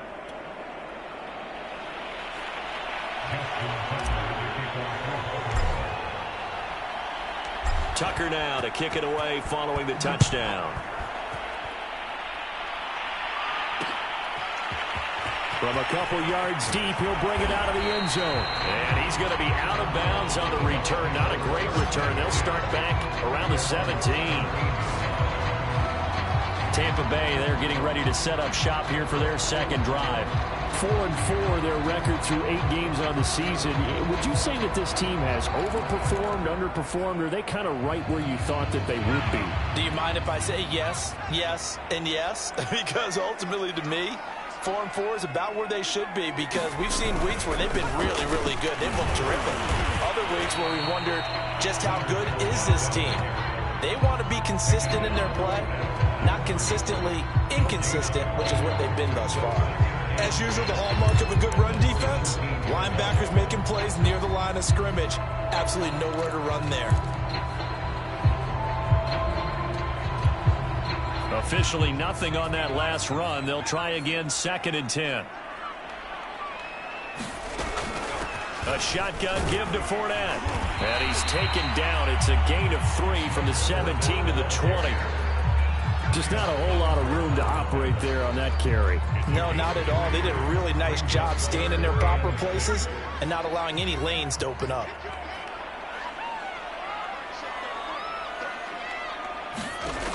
On 3rd down, he'll drop to throw. And he's going to be brought down. Back at his own 6-yard line. Tyus Bowser make that now 8 sacks for him on the season. Well, you're already up a couple of scores here in the first half defensively, and Charles, they just seem to be playing really free on that side of the football. I love the observation, because with that type of a lead, they feel like they can take a few more chances and be even more aggressive, and it's been paying off for them so far this game.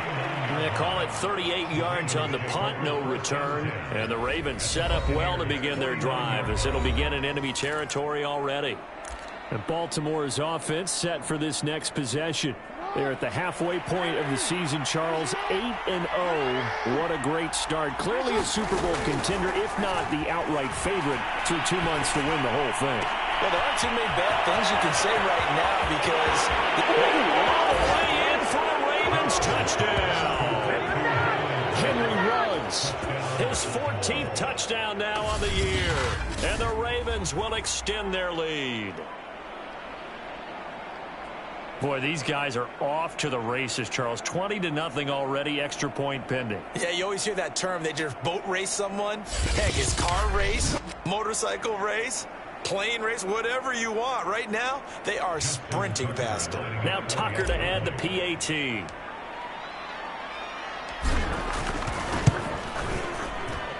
It's good, and before you know it, it's 21-0. The offense wasn't out there for a long time, but they were out there for a good time. One play, and they're able to hit pay dirt. So how about this for a start? 21-0 here in the first as they kick this one away. This taken in at the goal line. And good coverage there on special teams as they'll get him down shy of the 20. And Tampa Bay trots out there now. And they are back down to 500 following the loss last week. Consistency has been a real issue for them so far. Brandon, you almost don't know what team is going to show up every week. I mean, there's no consistency with this ball club at all, and if we feel that way, I know it frustrates the coaching staff, and it also has to frustrate the key leaders in the locker room. They got to figure out how to get coordinated. A gain of 3, second down. Yeah, I don't know if it's exactly a win-win, but if you're on offense, you'll take that kind of a run, all right? It was kind of stacked up, found a little bit of yardage, and frankly, they're pretty close to staying on schedule on offense. The playbook is still open for the coordinator. Second down, back to Fournette. And he'll wind up losing yardage here, back at the 21-yard line. Now they're staring at a 3rd and 8. That last play, backwards a yard. What do you think, Brandon? I like the intensity this defense is showing right here in these first few drives. They're not just holding the line because they're doing their job, but they're doing more than that, aren't they? They're getting a nice push into the offensive backfield. And a great example right there for the loss on the tackle.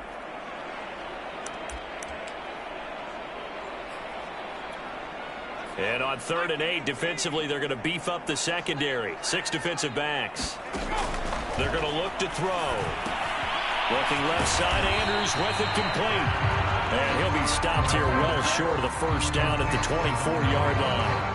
3 yards, all they could muster there, and it'll bring up 4th down. Boy, that one was well read defensively, and this is all about diagnosis as a safety and being decisive because he saw it setting up in front of him, able to knife through there and make the play. Now on 4th down, on is the punt team sending this one away. It'll be a 39-yard punt, no return. And the Ravens, they'll take over. Baltimore about ready to go on offense. And you figure this should be a healthy, arrested, a focused unit, and they're working on a good winning streak. They had the week off last week. This is really a team, Charles, that should be in top 4. I would agree absolutely with that. What coaches worry about, what organizations worry about. Oh, an absolutely filthy juke. He's got some space now. Missed. This will not go down. And all the way in for a Ravens touchdown. J.K. Dobbins with touchdown number 27. That ties Priest Holmes for the 3rd most in a single year. And the Ravens will add on to their lead. Bottom line, when you play a runner with these talents, you've got to be able to wrap up and get him on the ground. Or the first person who gets there, hold him up long enough for the next wave to get there and get him down. Otherwise, he will continue downfield and find pay dirt.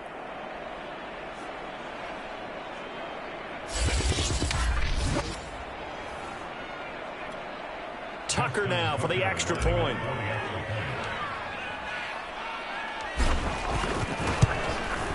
It's good, and they stretch their lead to 28-0 now. I'm not sure if they drew that play up to score, but it scored indeed. 1 play on the ground and into the end zone for 6.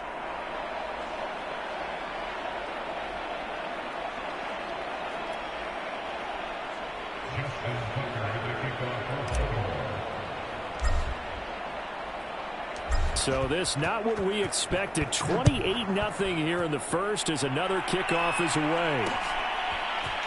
And here comes a return from just beyond the goal line. And he's going to be out of bounds. Here's the run back. We'll leave him shy of the 20-yard line. For the Buccaneers getting ready to go as they take the field. They're still in search of an initial first down as they come up here 1st and 10.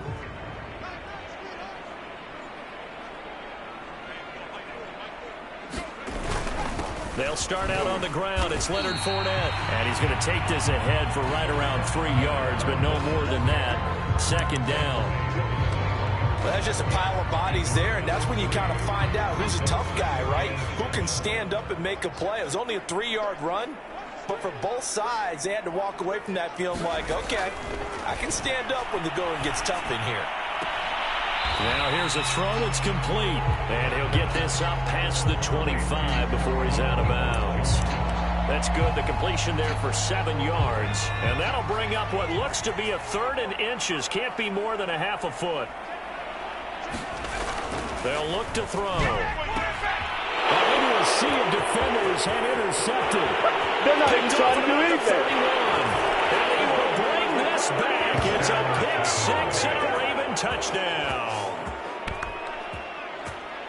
Now remember, this is the #1 defense in the National Football League. There's a good example of why. Shows that they set an aggressive tone, not just stopping the run, not just getting after the quarterback, but the ball's in the air. They treat it like they're the receivers, and they went after that one and took it all the way. Tucker able to connect on the extra point, and that makes this 35-0 now.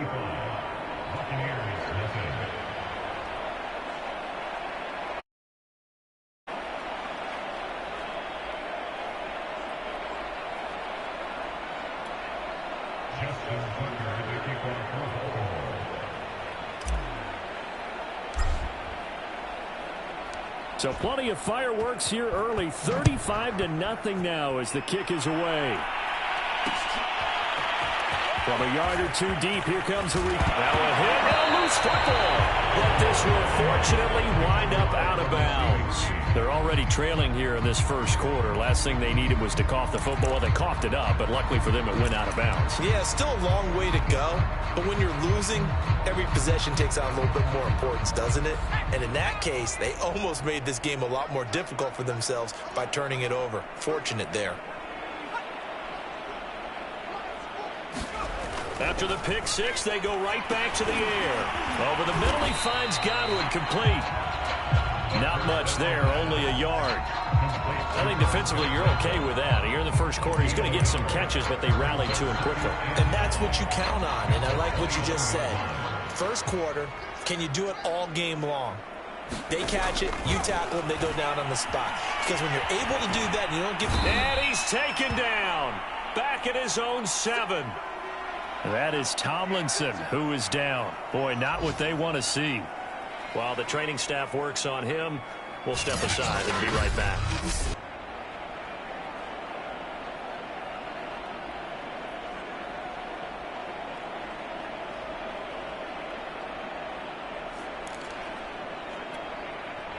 So it's 3rd and long, and defensively, not a real surprise. They're in the dime. They'll set up to throw. That's incomplete, but there is a flag down, so hang on. A big call coming on 3rd down.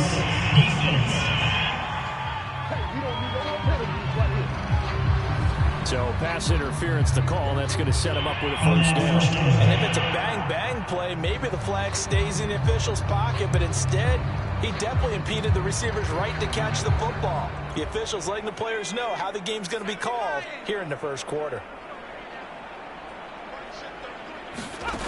They'll look to throw now on first down. A pass underneath for Fournette. A gain of 3 last play. This time they double it and pick up 6. An entertaining start to this one. More to come on EA Sports. From the 17, here's 2nd and 4. Back to throw here. And his throw is incomplete.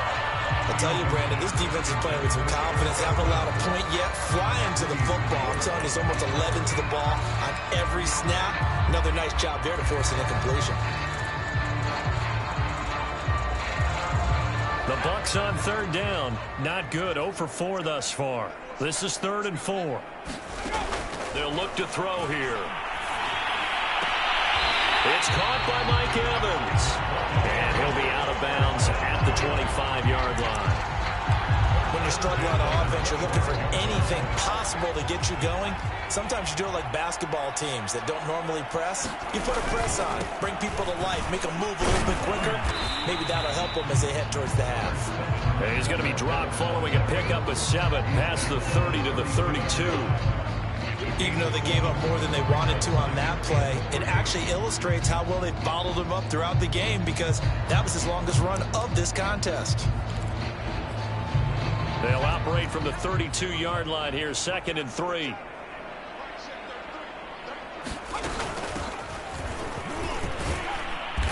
And he'll get this up only to about the 33.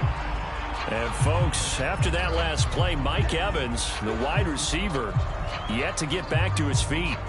We'll check on his status when we get back.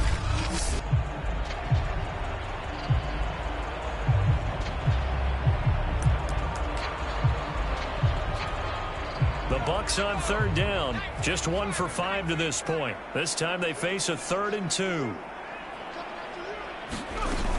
They'll try and run forward with Fournette. And he's going to have the first down yardage to the 35.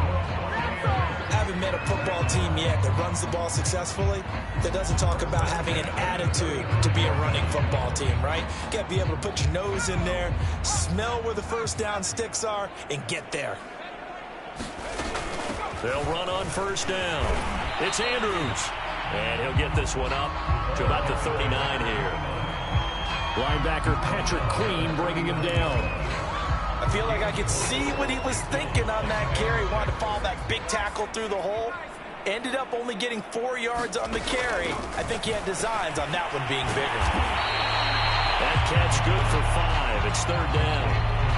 That's a staple of this offense. Drag route to the tight end. Yeah, he was unable to use his size to break off much more yardage after the catch, but still an effective gain nonetheless.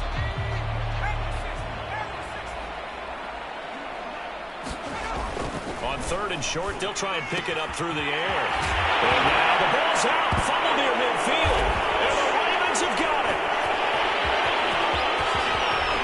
Fighting his way through contact.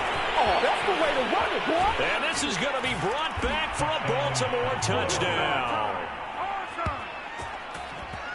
I got my carpet rolled out for you. This first half has been a nightmare for that offense. Defense just dominating them. And when you're picking up the ball, picking up their mistakes, and taking it the other way and putting it in the end zone, that's a defense's dream. They're having that type of a game. Everything that can go wrong has gone wrong for this offensive unit. Tucker with the extra point, and the lead will swell by 1 more. So not only the cough up, but then the pickup on the other side, the scoop, and the score the other way, the fumble return for a touchdown.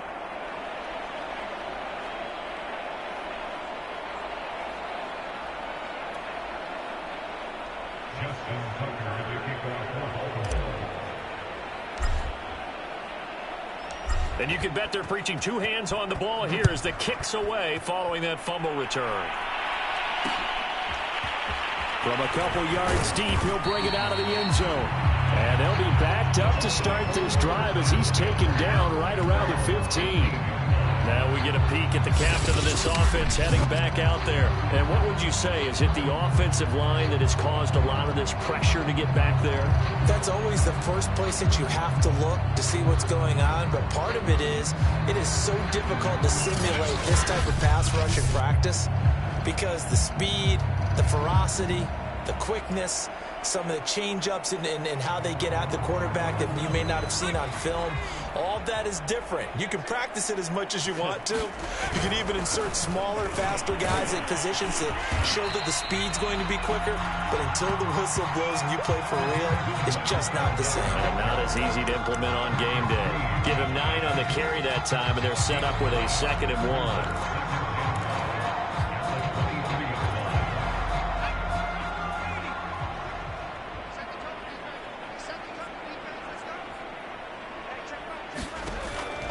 Looking to throw. And that's going to be caught by Peoples-Jones. And he's going to get this one across the 30-yard line.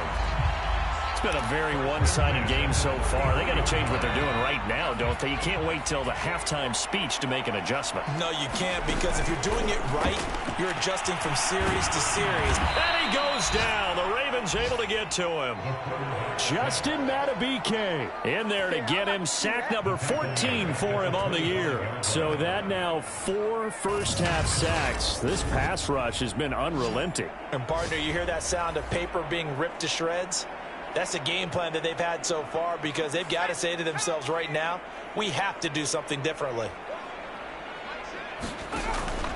He'll look to throw. Oh, the pressure too great, and he goes down once more. Now it appears we've got an injured Raven down there on the field. While the training staff takes a peek, we'll take a break.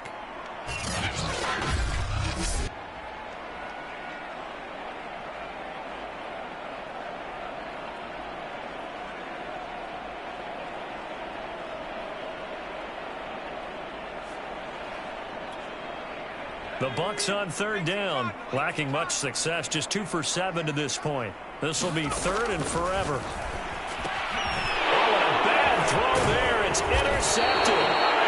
Picked up by Patrick Queen. And he will take this down to the 10-yard line. And they'll take possession already in the red zone and in a great spot to add points to the scoreboard. And, Brandon, how many times have we seen a defense with a lot of field behind them get even more aggressive, right? They feel like they've got them not pinned down, but in a favorable spot for them, and they took advantage of it there. Got a nice interception and set up their offense in great shape. And he's going to be brought down just shy of the 5 at the 6. The tackle made at the 6-yard line. It's a gain of 5. Brings up 2nd and 5. 2 minutes remaining in this first half of football.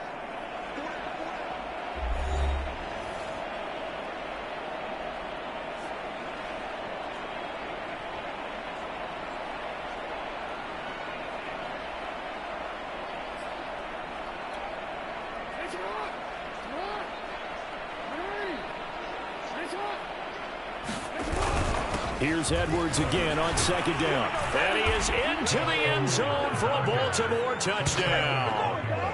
Gus Edwards. His 25th touchdown, tying Emmitt Smith for the 5th most in one season. And the Ravens are able to add on to their first half lead. And always a good first half when you can hit pay dirt twice. And it never hurts to have that good feeling as the game moves on. Just think about halftime. If that's all he gets, he'll just sit there at the half and think, all right, 2 already. I can get some more. I get some more. And he'll be encouraging his offensive line to create some space. Tucker now to add the point after.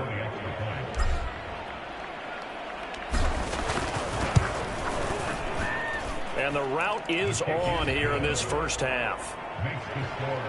A nice, tidy little drive there, getting the ball in excellent field position, and only one play to score it.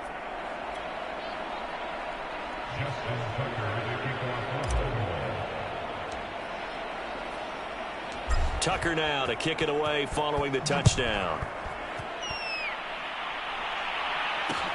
Here comes Andrews. And he won't get this to the 20-yard line as he's down at the 19.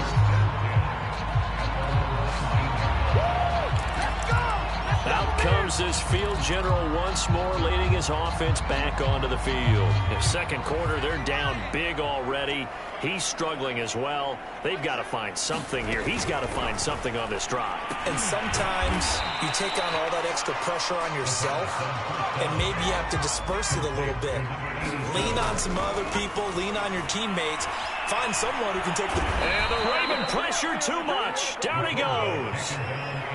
That winds up pushing him back 11 yards on the sack. And that'll bring up third. Well, collectively as a defense, Charles, I think if you get 4 sacks a game, you're feeling really good. Now they have 6 as a unit. And that type of a number, it's just staggering because there's so many ways to try and counteract it. But in this case, they've got no answers for this unrelenting pressure coming at their quarterback. On third down, Fournette. And he'll lose yardage here. Back at the 11, he goes down. A loss of a yard, and it brings up 4th. Now the Ravens going to use one of their timeouts as the clock stops here with 46 seconds remaining in the first half. Here comes the Buccaneers punter now as the drive goes backwards, so he's on to punt it away. Taken right around the 44. Oh, able to avoid him. And he will score. Touchdown, Baltimore. It's a punt return touchdown of 56 yards. And the Ravens continue to pour it on. Well, it certainly feels like that kind of game, doesn't it? No matter what they do, it's going to work. That might be the absolute crusher right there. A punt return for a touchdown. Feels like there's been a lot of crushers in this game. This lead just gets bigger. Tucker able to connect on the extra point, and that will extend this big lead. It's no secret. That's why they have him return punts. He has the capability to take them back, and he did so there.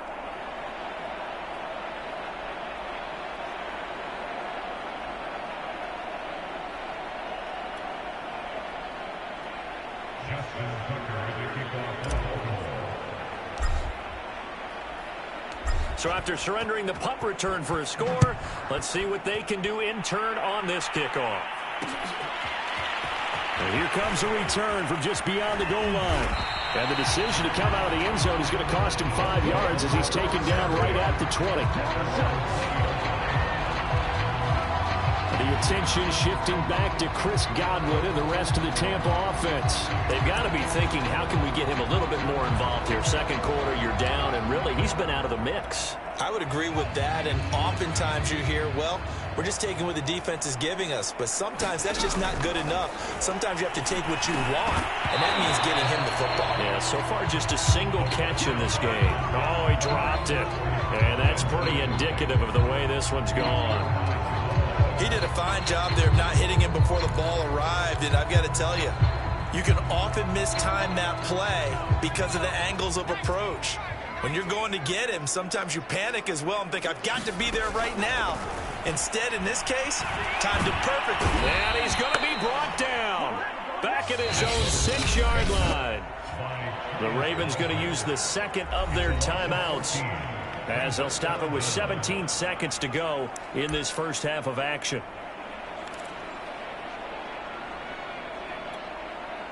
These guys have punted 4 times already, and they're staring at a 5th, barring a conversion here on 3rd down. Not wanting to risk another sack, they'll play it safe with a run. And they will bottle him up behind the line, and now will they use a timeout? Tough sledding. They lose a yard there on 3rd.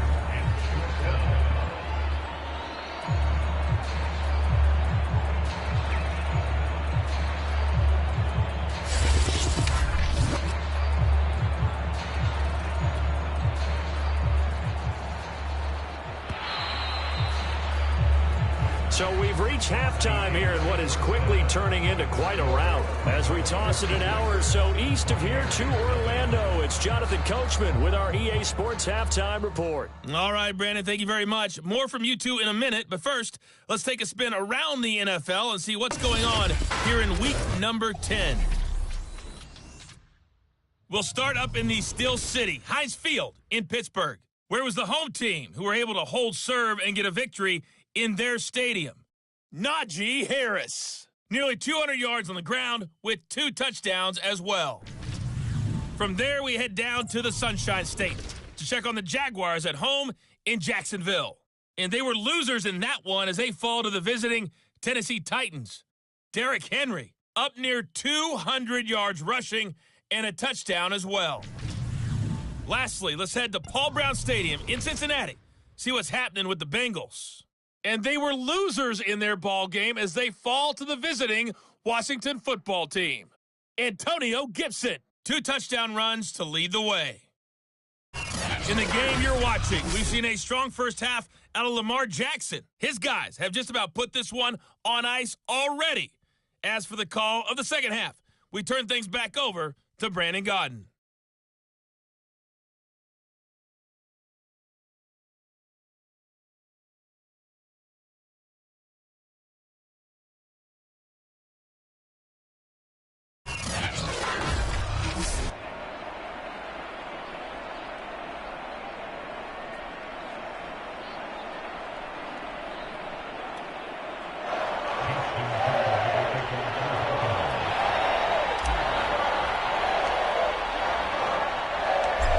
First half, no contest. What will the second half bring? As we are back and underway on EA Sports. Taken at the goal line. And some good special teams coverage as they bring him down just outside of the 15. Out come the Buccaneers. They'll have it first to start in the 3rd quarter. And they have a mountainous deficit looming in front of them. It was really, Charles, a disaster of a first half. So where do they go from here? Well, first thing they have to remember is that what's done is done, and there's no going back. And now you have to play this drive by drive. Obviously, come back in this spot, pretty unlikely, but you still have to go out, take pride in your work, and try and put something together here in the second half. And he's going to be brought down back at his own 6-yard line. Justin Madubuike in there to get him sack number 14 for him on the year. They tried to go with a little play action there, but nobody on the defensive side bit. Yeah, they adjusted in time and in a big way and ultimately got the sack. On offense, sometimes you're running play action just to set up a certain blocking technique. In this case, none of it worked.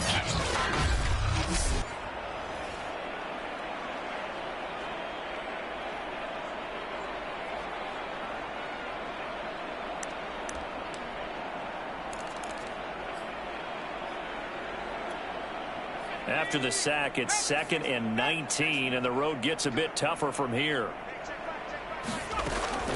Now back to throw. And he's going to be intercepted for the 3rd time thus far. Picked up by Patrick Queen. And he will bring this back. It's a pick 6 and a Raven touchdown.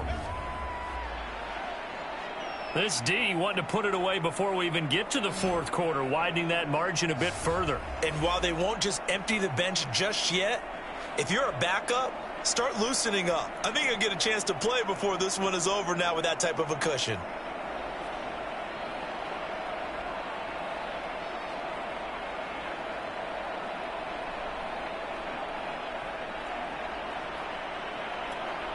Now Tucker to add the PAT.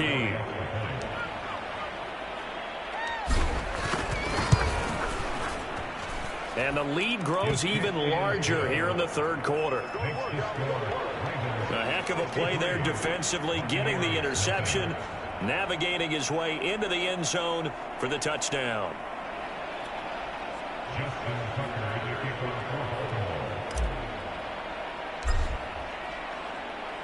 So they throw the pick 6. They'll get another shot at it now as this one's in the air. This fielded right at the goal line. And he will make it back to the 15, and that's it. Good coverage there by the kick team. In this position, trying to get back into the game, teams are looking for a spark from their special teams. That's not what they got, though. They got a setback, and they have a long field to cover if they want to try and put points on the board.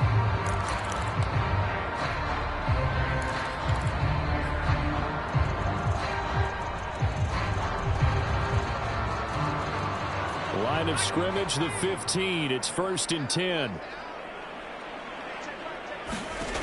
They'll come out throwing here to start. And he's taken down. Back at his own 7.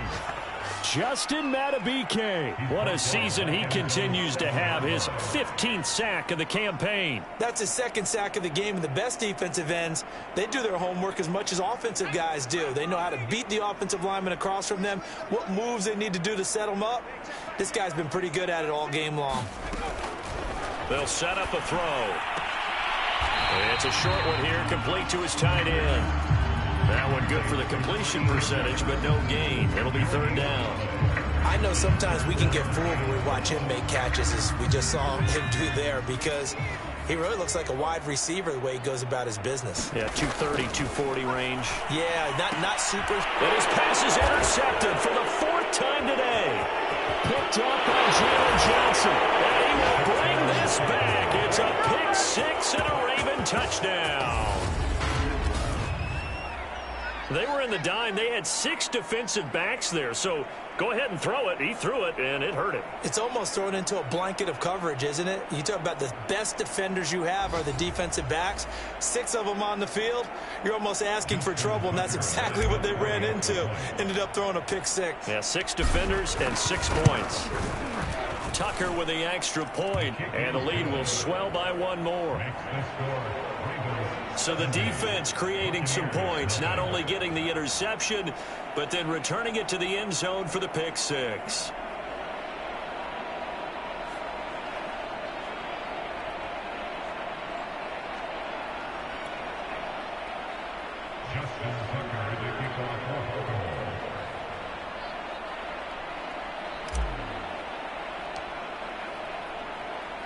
So they'll get another shot on offense following that pick six. And now the kick is away.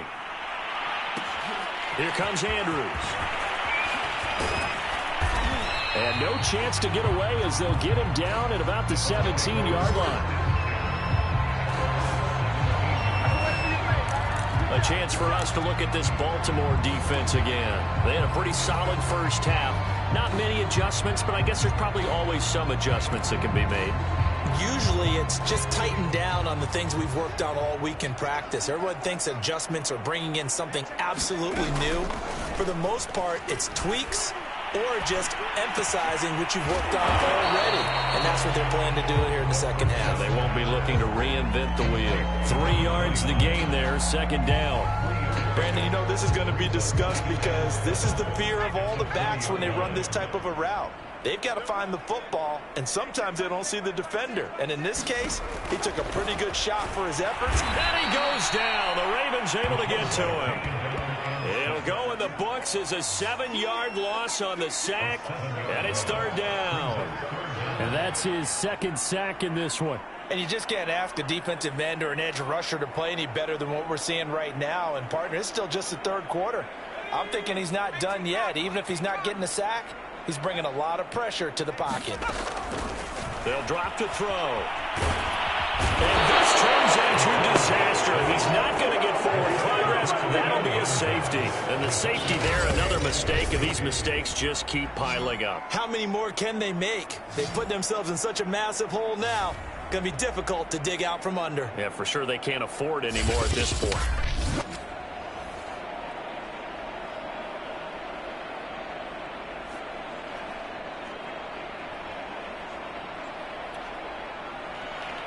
Now the free kick comes after the safety from the 20 as they bring the punter on to try and get some hang time here. Well, a dangerous return man showing it here.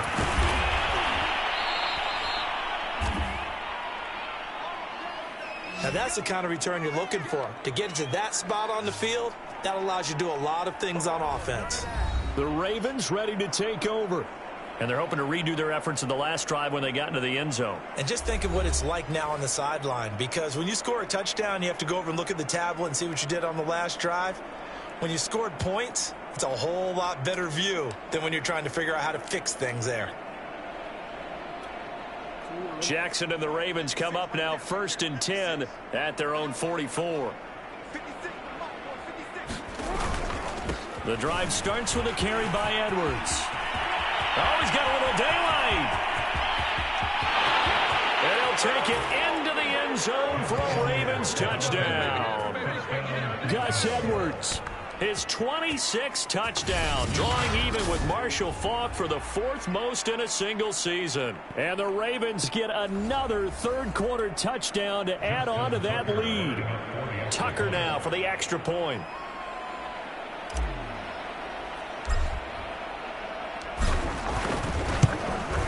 And the lead grows even larger. Here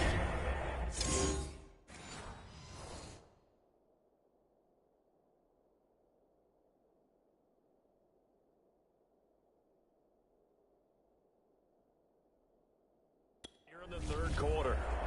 Next to score, Ravens 79, Buccaneers nothing.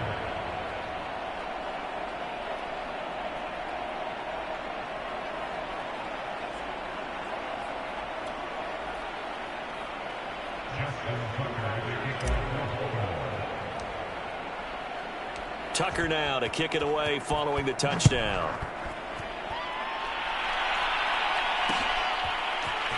From a yard or two deep, here comes a return. And not a good return here at all as they'll be forced to start at the 12-yard line. In this position, trying to get back into the game, teams are looking for a spark from their special teams. That's not what they got, though. They got a setback, and they have a long field to cover if they want to try and put points on the board.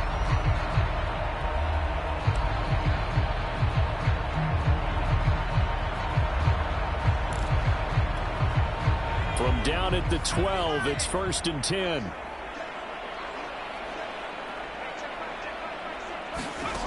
They'll try and start this drive in the air. And now here's another interception. Picked up by Marlon Humphrey.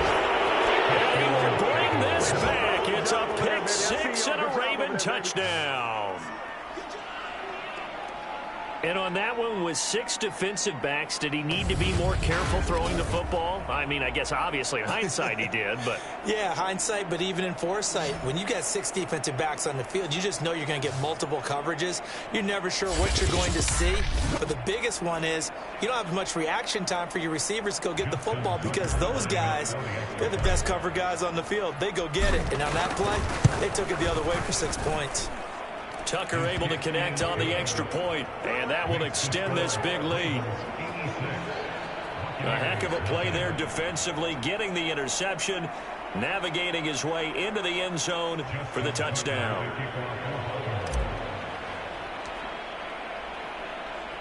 So they throw the pick six. They'll get another shot at it now as this one's in the air. Here comes Andrews.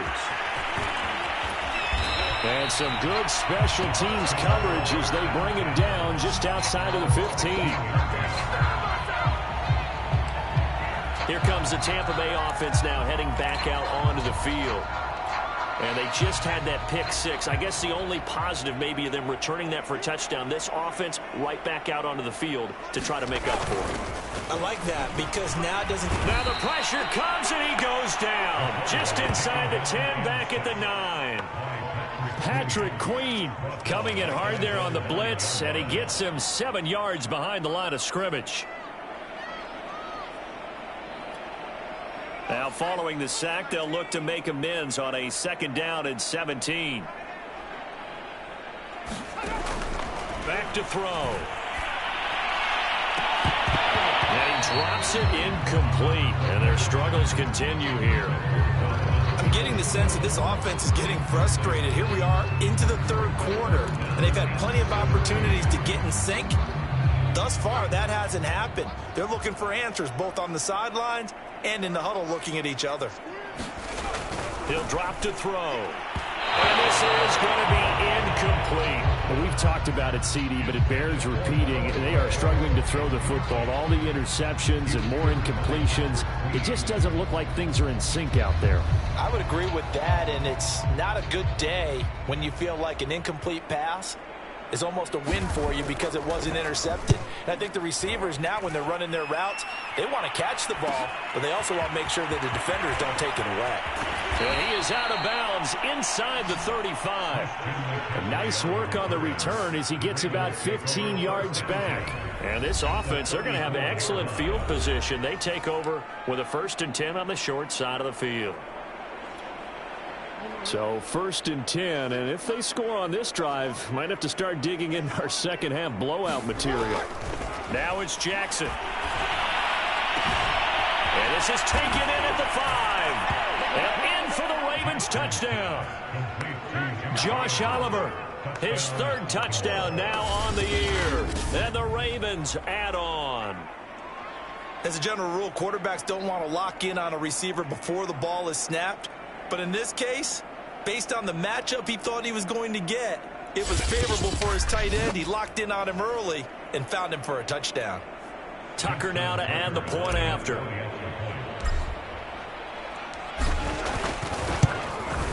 And the lead grows even larger here in the 3rd quarter.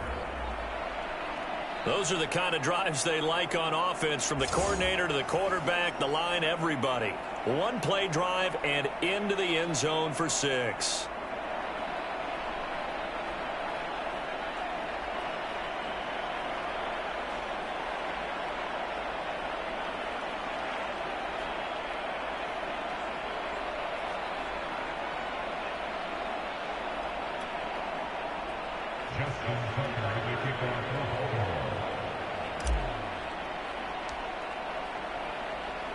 Tucker now to kick it away following the touchdown. This taken in at the goal line. And they'll be backed up to start this drive as he's taken down right around the 15. In this position, trying to get back into the game, teams are looking for a spark from their special teams. That's not what they got, though. They got a setback, and they have a long field to cover if they want to try and put points on the board.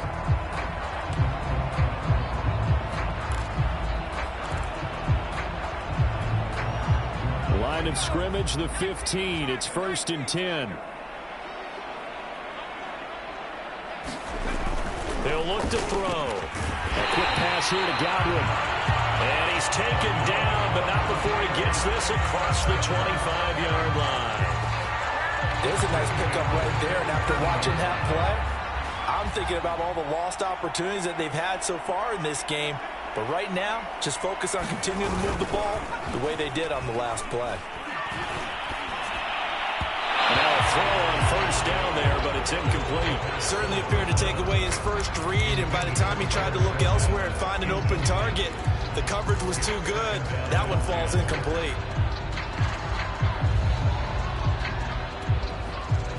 After the incomplete pass, here now is 2nd and 10. On play action, they'll throw. And my goodness, another interception. He's picked off near his own 48. And he will bring this back. It's a pick 6 and a Raven touchdown. It goes without saying, but I'm going to say it anyway. That's a ball he would like to have back, and it lands right in the lap of the defender from there. He doesn't have very far to go before he gets to the end zone, and he got there in a hurry.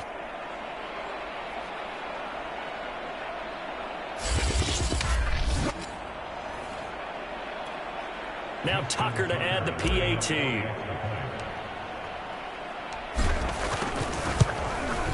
And the lead grows even larger here in the 3rd quarter. So the defense creating some points, not only getting the interception, but then returning it to the end zone for the pick 6.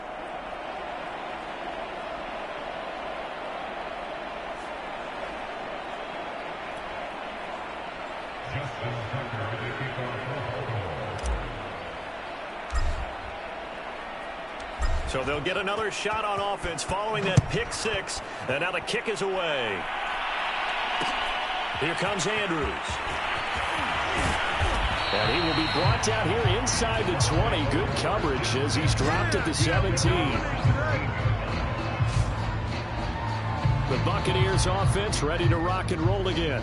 And fresh off the pick 6. They've got to forget about that quickly.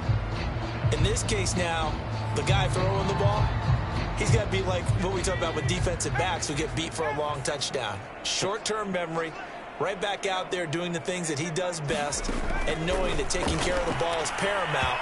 Here's his opportunity. It comes back to those defensive backs for the former DB, right? I don't know where that comes from. It just kind of emerges out at me for some reason. It's deep in there, right? 2nd and 10.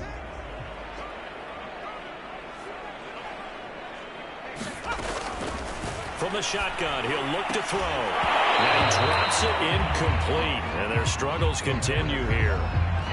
We saw this a lot in the first half, and it continues. These receivers just not able to get much separation. So that means they have to win the 50-50 balls. They've got to go up with the defender and find a way to start coming down with them. And this time, contact and another incomplete pass. And able to get this across the 20 before going out of bounds. The completion good for only 6, and that'll bring up 4th.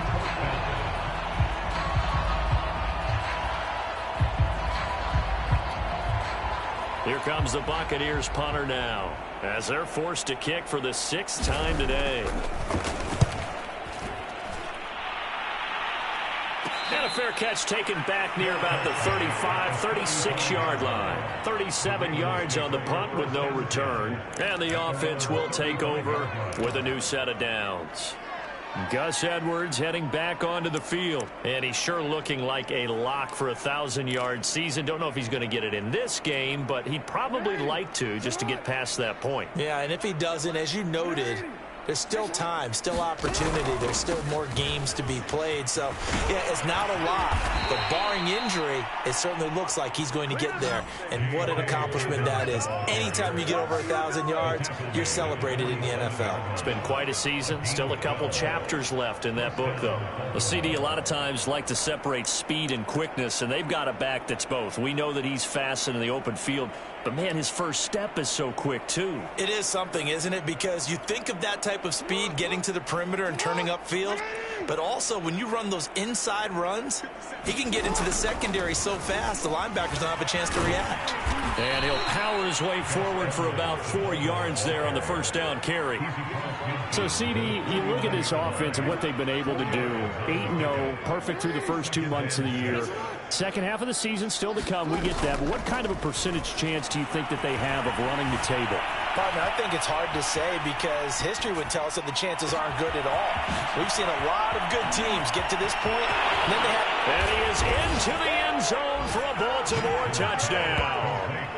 Rashad Bateman with a lucky number 13 touchdowns now on the year. And the Ravens are able to extend their lead in the final seconds of this third quarter.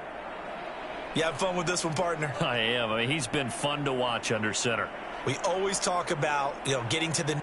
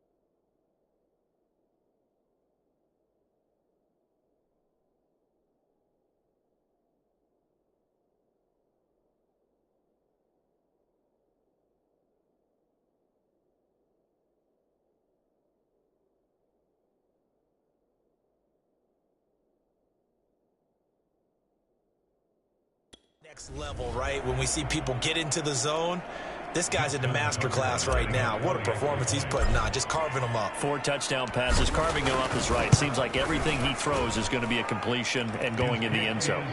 Tucker with the extra point. And that is going to do it for this third quarter of action. We'll return with more after this. This is the NFL, and it's on EA Sports.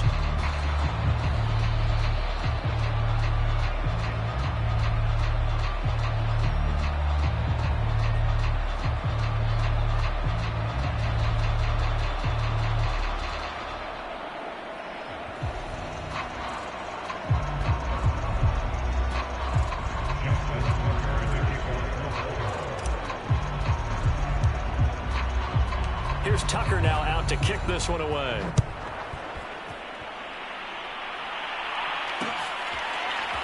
From a couple yards deep, he'll bring it out of the end zone.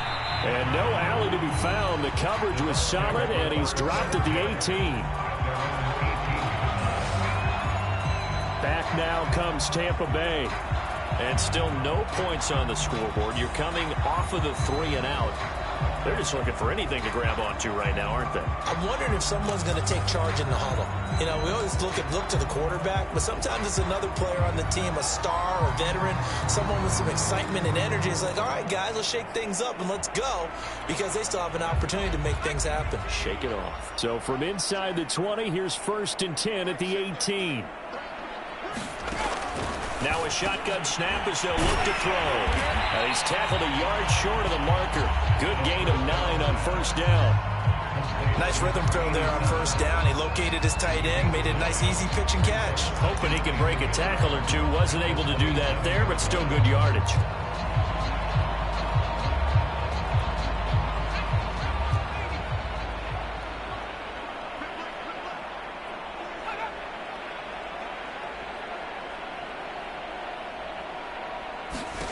Second and 1. And this is going to be incomplete. That incompletion is not a surprise with the way that this one has gone, and the frustration, the body language is evident everywhere. This team, they've really been put through the ringer in this one.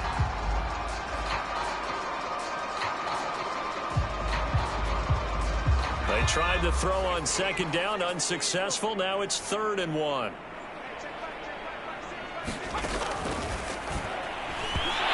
that is incomplete. They went with the dive look that time on defense, just flooded the field with defensive backs, blanketed everyone, took away all the passing angles, thus the incompletion. On is the punt team now as this one's sent away. Fair catch signaled for and taken just shy of the 30-yard line. A 41-yard punt there with no return. And possession will switch hands, 1st and 10. And now Baltimore gets set to take the field. And, Charles, we are in the midst of a very one-sided affair. I think this is where you and I have to fill a little bit. You want to regale us with old stories of your childhood in New Paltz, New York?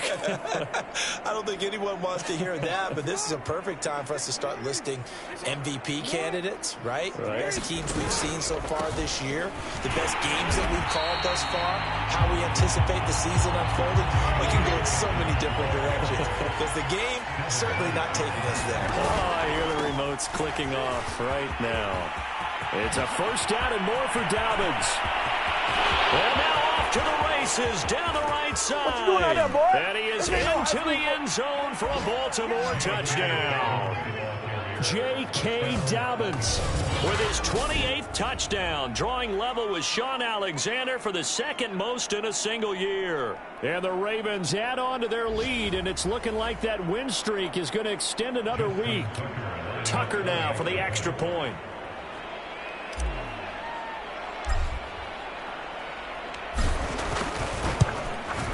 And this one was over a while ago as they just add on to their big lead. It only took him 2 plays there to find.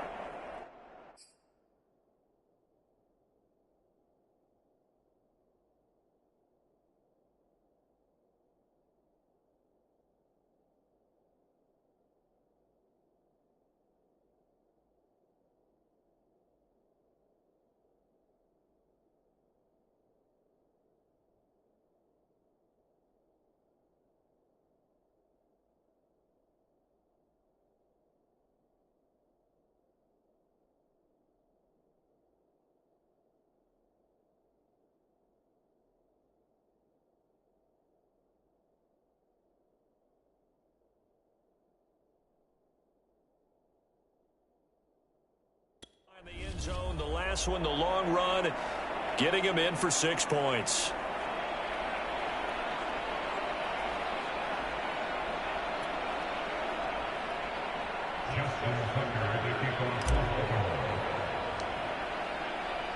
Tucker now to kick it away following the touchdown. And here comes a return from just beyond the goal line. And only able to get this to the 19, so probably should have opted for the touchback. A time to get another look at this Buccaneer offense. And 3 and out on the last drive. No points on the scoreboard. A little soul-searching now. I would say so, and they need to help out their defense a little bit. They've had to be on the field a lot more than normal, put them in some tough spots. But what's the old adage? When you get another chance, it gives you a better chance to do it right. Here's a pass swung out left to his running back. The completion, but they go in the wrong direction. A loss of yards, and now they're dealing with a 2nd and long. Well, that's not exactly how they drew that one up, nor practiced it, because on 1st down, you're trying to get some yardage to set up 2nd and 3rd down calls. In this case, had to drop it off to his running back. But, boy, they closed quickly on that one and stopped him behind the line of scrimmage. And he drops it incomplete, and their struggles continue here. Well, it just seems like all game long there hasn't been a lot of sync quarterback to wide receiver on this side of the football. They haven't been on the same page, quarterback and receivers. Heck, they haven't been on the same grease board when you draw plays up. They haven't been on the same surface tablet that you look at on the sidelines. Nothing's worked for them. They've got to find a way to start matching each other's movements. They'll get 11, but still a little short. 4th down. A short game that doesn't get them the 1st down brings up a 4th down situation. Really nice job defensively. They knew where the sticks were. They got the stop before it. So they're forced to punt on 4th as this one's away. They call that a punt of 38 yards officially. The Ravens offense back out there.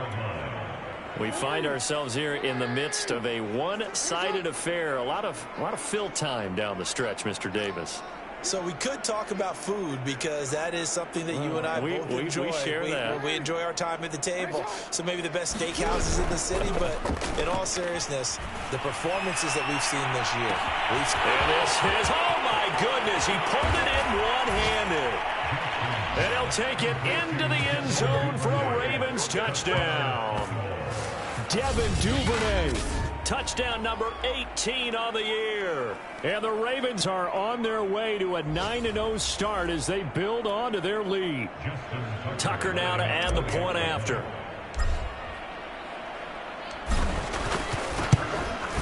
Now this one was over a while ago as they just add on to their big lead. They certainly made quick work of that, ultra-quick work.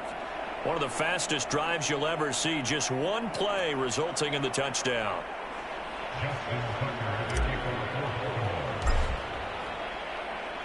Tucker now to kick it away following the touchdown. From a yard or two deep, here comes a return. And they're going to bring it down just past the 15. And a flag down as well. Set him up with not great field position. Not at all when you tack on the penalty. With that field position after the return wasn't terrific, it's not a great starting field position as well.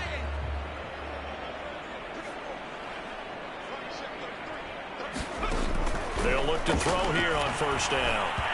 Throwing over the middle, and it's incomplete. At this point, down big, you'd have to imagine this defense are just going to sit back, blanket the field as best they can. Yeah, this is actually the easy part of the game for them because, just as you noted, they can sit back, keep everything in front of them.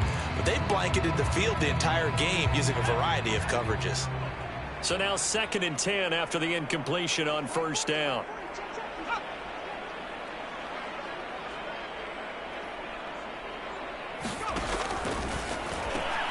I'm not sure he saw the linebacker there as that's batted down and incomplete. Well, so far in this drive, they've done some good work. They force incompletions on 1st and 2nd down, bring up 3rd and 10. That brings up the big question. Do they bring pressure or do they play coverage on this down? Over the middle, complete. It's Andrews. And he gets it up to the 10-yard line here. 3 yards, all they could muster there, and it'll bring up 4th down. One thing I think that's safe to say defensively, the tackling's been really good. And because of that, it's been very, very hard for them to move the ball because you're not getting the benefits of run after catch. They tackle them almost on the spot. That means you have to run extra plays, harder to move it. On 4th down, the punt team is on as this is sent away. Now a fair catch called for and made right on the 45-yard line. A 40-yard punt, no return. And out will come the offense as they take over. Ravens offense getting set and ready for this next drive. And they just continue to roll right along, really. This has the looks of yet another victory as they hope to polish it off here in quarter number 4. Jackson and the Ravens come up now 1st and 10 at the 45. Throwing to start the drive. Jackson, he's going to look deep down the field. And this is caught inside the 5. Touchdown. Rashad Bateman. 2 catches, 2 touchdowns here so far. And the Ravens are closing in on a 9th victory on the year as they extend their lead. They seemingly just continue to score at will, and as great as it's been for the offense, you got to feel for that defense down there. I love how you use the word will because both teams came into the game with the will to win, but one team has obviously imposed its will on the other and broken them because what we're seeing right now, wow, that's a defense that's in tatters after what they faced in this ball game.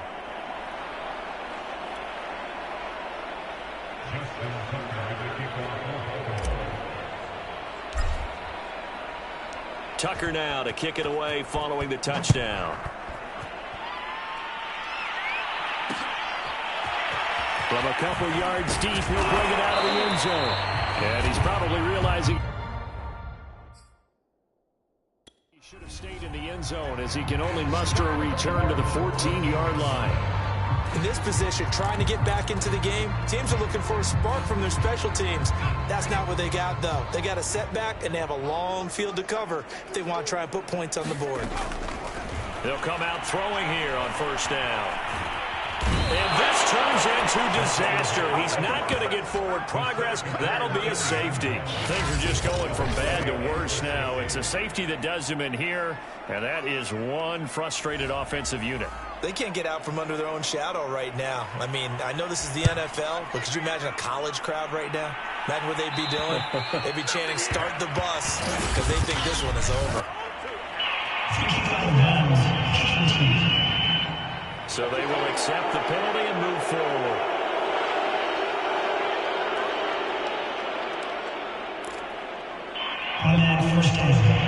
Good starting field position for them here as they come up 1st and 10 right at the 50-yard line. Off the play fake to Dobbins. Here's Jackson. That's going to be caught by Pitts. And they're able to work this to the 25 before it's all said and done. There's a beautiful throw there, and he's been sensational the entire game, moving it around, spreading it, hitting the right guys. And look, under normal situations, partner, I would expect him to come out of the game now. They've got it in hand. But you and I have been around this league a long time, and every time we ask head coaches about it, hey, why don't you take... And he will get into the end zone. It's another touchdown. This thing is ugly as that lead just swells and swells. Look, this has been dominance in all three phases, offense, defense, and special teams. So don't we have to give a lot of credit, not just to what we've seen today, but the preparation in advance, coaching staff, commitment by the players to the game plan, and being ready to go in this one? You're exactly right. Clean sweep. And, boy, they're going to celebrate this one after it's over. And on the other side, this is the game film you just flush and never go back and review. Tucker able to connect on the extra point, and the lead will swell by one more. One play, 2 plays, touchdown. That's all it took there. A very short and sweet drive that got him in the end zone. Tucker now to kick it away following the touchdown. Here comes Andrews. And he had no room to run as he's tackled down inside the 20. Bring it up, bring it up. And Tampa Bay trots out there now. And last drive, 3 and out. Still a goose egg on the scoreboard. How do they break that goose egg? They've got to find a way to get the ball in the hands of their playmakers, get them some space, and try and make a first down and get some momentum going. It's been a struggle for them throughout the game, and that 3 and out on the last possession, that told you just how stalled they are on offense. So who will step up here? We'll see. This has been a rough one, to put it mildly, for them, and after this one's done, you just feel like at the post-game press conference, this team's going to have a lot of questions and definitely not a lot of answers. They do get a couple, but they'll be left staring at a 3rd and 8 coming up. They gave up the completion there, but this is what zone defenses count on, catching the ball and not much run after the catch. Just 2 minutes remaining here in the 4th quarter of what has been a one-sided affair.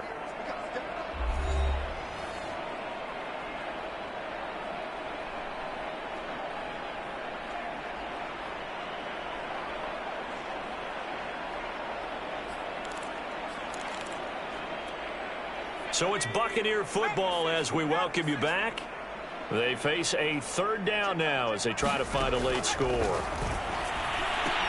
And now here's another interception. Picked up by Jalen Johnson. And he will bring this back. It's a pick 6 and a Raven touchdown. Defensively, they've had their way in this one. That pick 6 makes that scoreboard even more lopsided. I remember talking with a guy in the league, and I said, what do you do when the game's like this? You know, it's pretty... And now before the ball changes hands, they're going to take a look at this just to make sure that they have it right.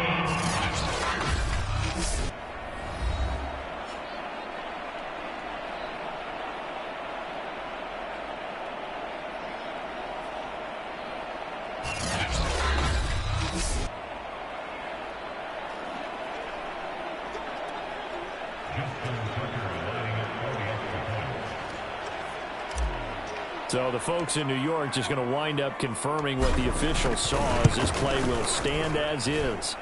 Tucker with the extra point, and that will extend this big lead. A heck of a play there defensively, getting the interception, navigating his way into the end zone for the touchdown. So they throw the pick six. They'll get another shot at it now as this one's in the air. And here comes a return from just beyond the goal line. And he's going to be out of bounds on the return. Not a great return. They'll start back around the 17. Here comes the Tampa Bay offense now heading back out onto the field. So from the 17 now, here's a 1st and 10. And the Raven pressure too much. Down he goes. They'll wind up losing 8 on the sack there, and it's 2nd down. And you could say that is just another cherry on top for this defense and that entire team. But really, this defense has sparked what's been an impressive effort here in this one. And I notice you used the word sparked, because you're not seeing that on the other side of the ball, are you? The offense right now, the spark has left their game, and it's been because of what you described, that defensive pressure. And then he drops it incomplete. And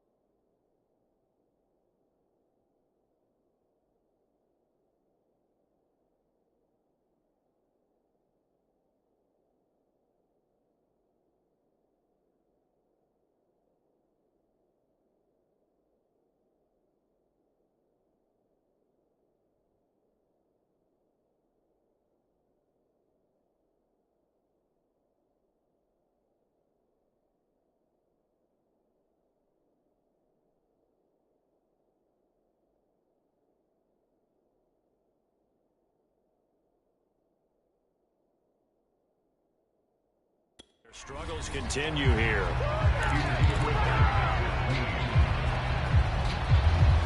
An incomplete pass on that last play, and that means they'll need to come up with something here on 3rd down.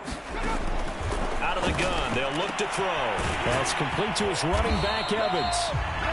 2 yards is all they'll get on the completion. It's 4th down. So much about this game is just understanding situations and then having to execute, isn't it? Guard the first down sticks. Don't let them get there. And they rallied and made the tackle. And my goodness, another interception. Picked off by Marlon Humphrey. And they're going to set up shop at the 27-yard line. Yet another mistake after the interception there. And, gosh, you look up at the scoreboard. They just got to be thinking this one cannot get over fast enough. It certainly can't. And also what happens when you get this big of a deficit, you're supposed to make all the right throws, right? You're supposed to try and obviously get the ball to your own guys. But being down this big, you also take even more chances. And in this situation, that hasn't paid off for them at all. On the other sideline, jubilation and laughter.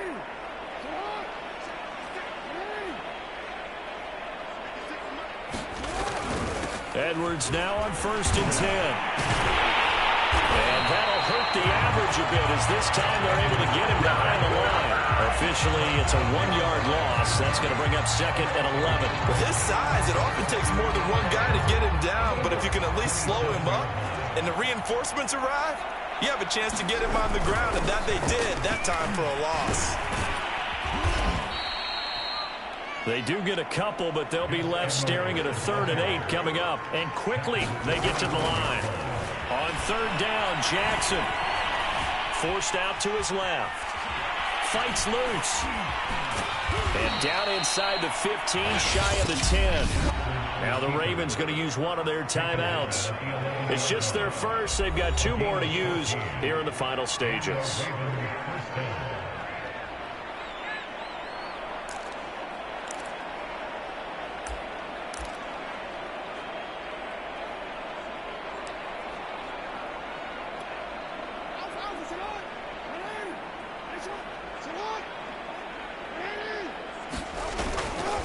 Here's a give to Dobbins. And they are going to score again. Yet another touchdown as they just add to their totals. Well, this is long since over, and some might see this as overkill. But remember, this is a team that puts on the hard hats, grabs the lunch pail, and tells everyone, we're going to give you a full 60 minutes. And that's exactly how they're playing this one out.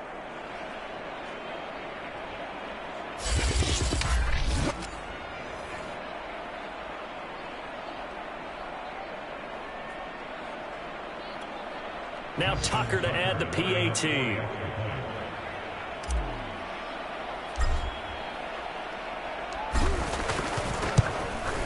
Now this one was over a while ago as they just add on to their big lead.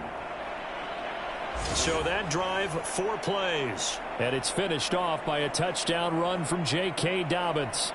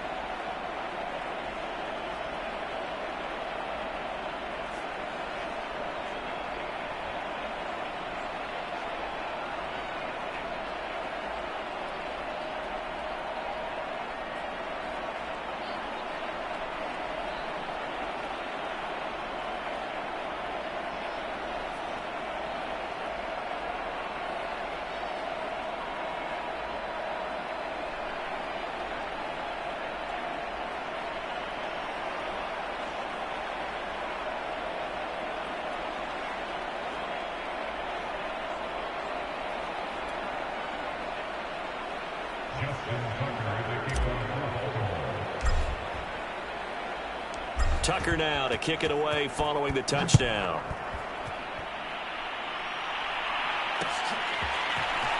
From a yard or 2 deep, here comes a return. And the decision to bring it out, not a good one, as he's tackled at the 15. In this position, trying to get back into the game, teams are looking for a spark from their special teams. That's not what they got, though. They got a setback, and they have a long field to cover if they want to try and put points on the board. Now a desperation throw deep downfield. And that will be incomplete as time has run out on this football game. So the final seconds tick away in this Baltimore victory. And I tell you what, Charles, this might be about as good as it gets. They were incredible. Yeah, offense was in fine form. The defense threw the shutout at them. I think they worked in concert together. What I like about the offense was they held the ball pretty well. You know, time of possession, exactly what they were looking for in this one. And that helped out their defense. Didn't have to be out there the entire time. So when you do that and you're out there fresh playing, off a little extra spring in your step, and it showed up in this one. They had a ton of spring in their step. Impressive victory.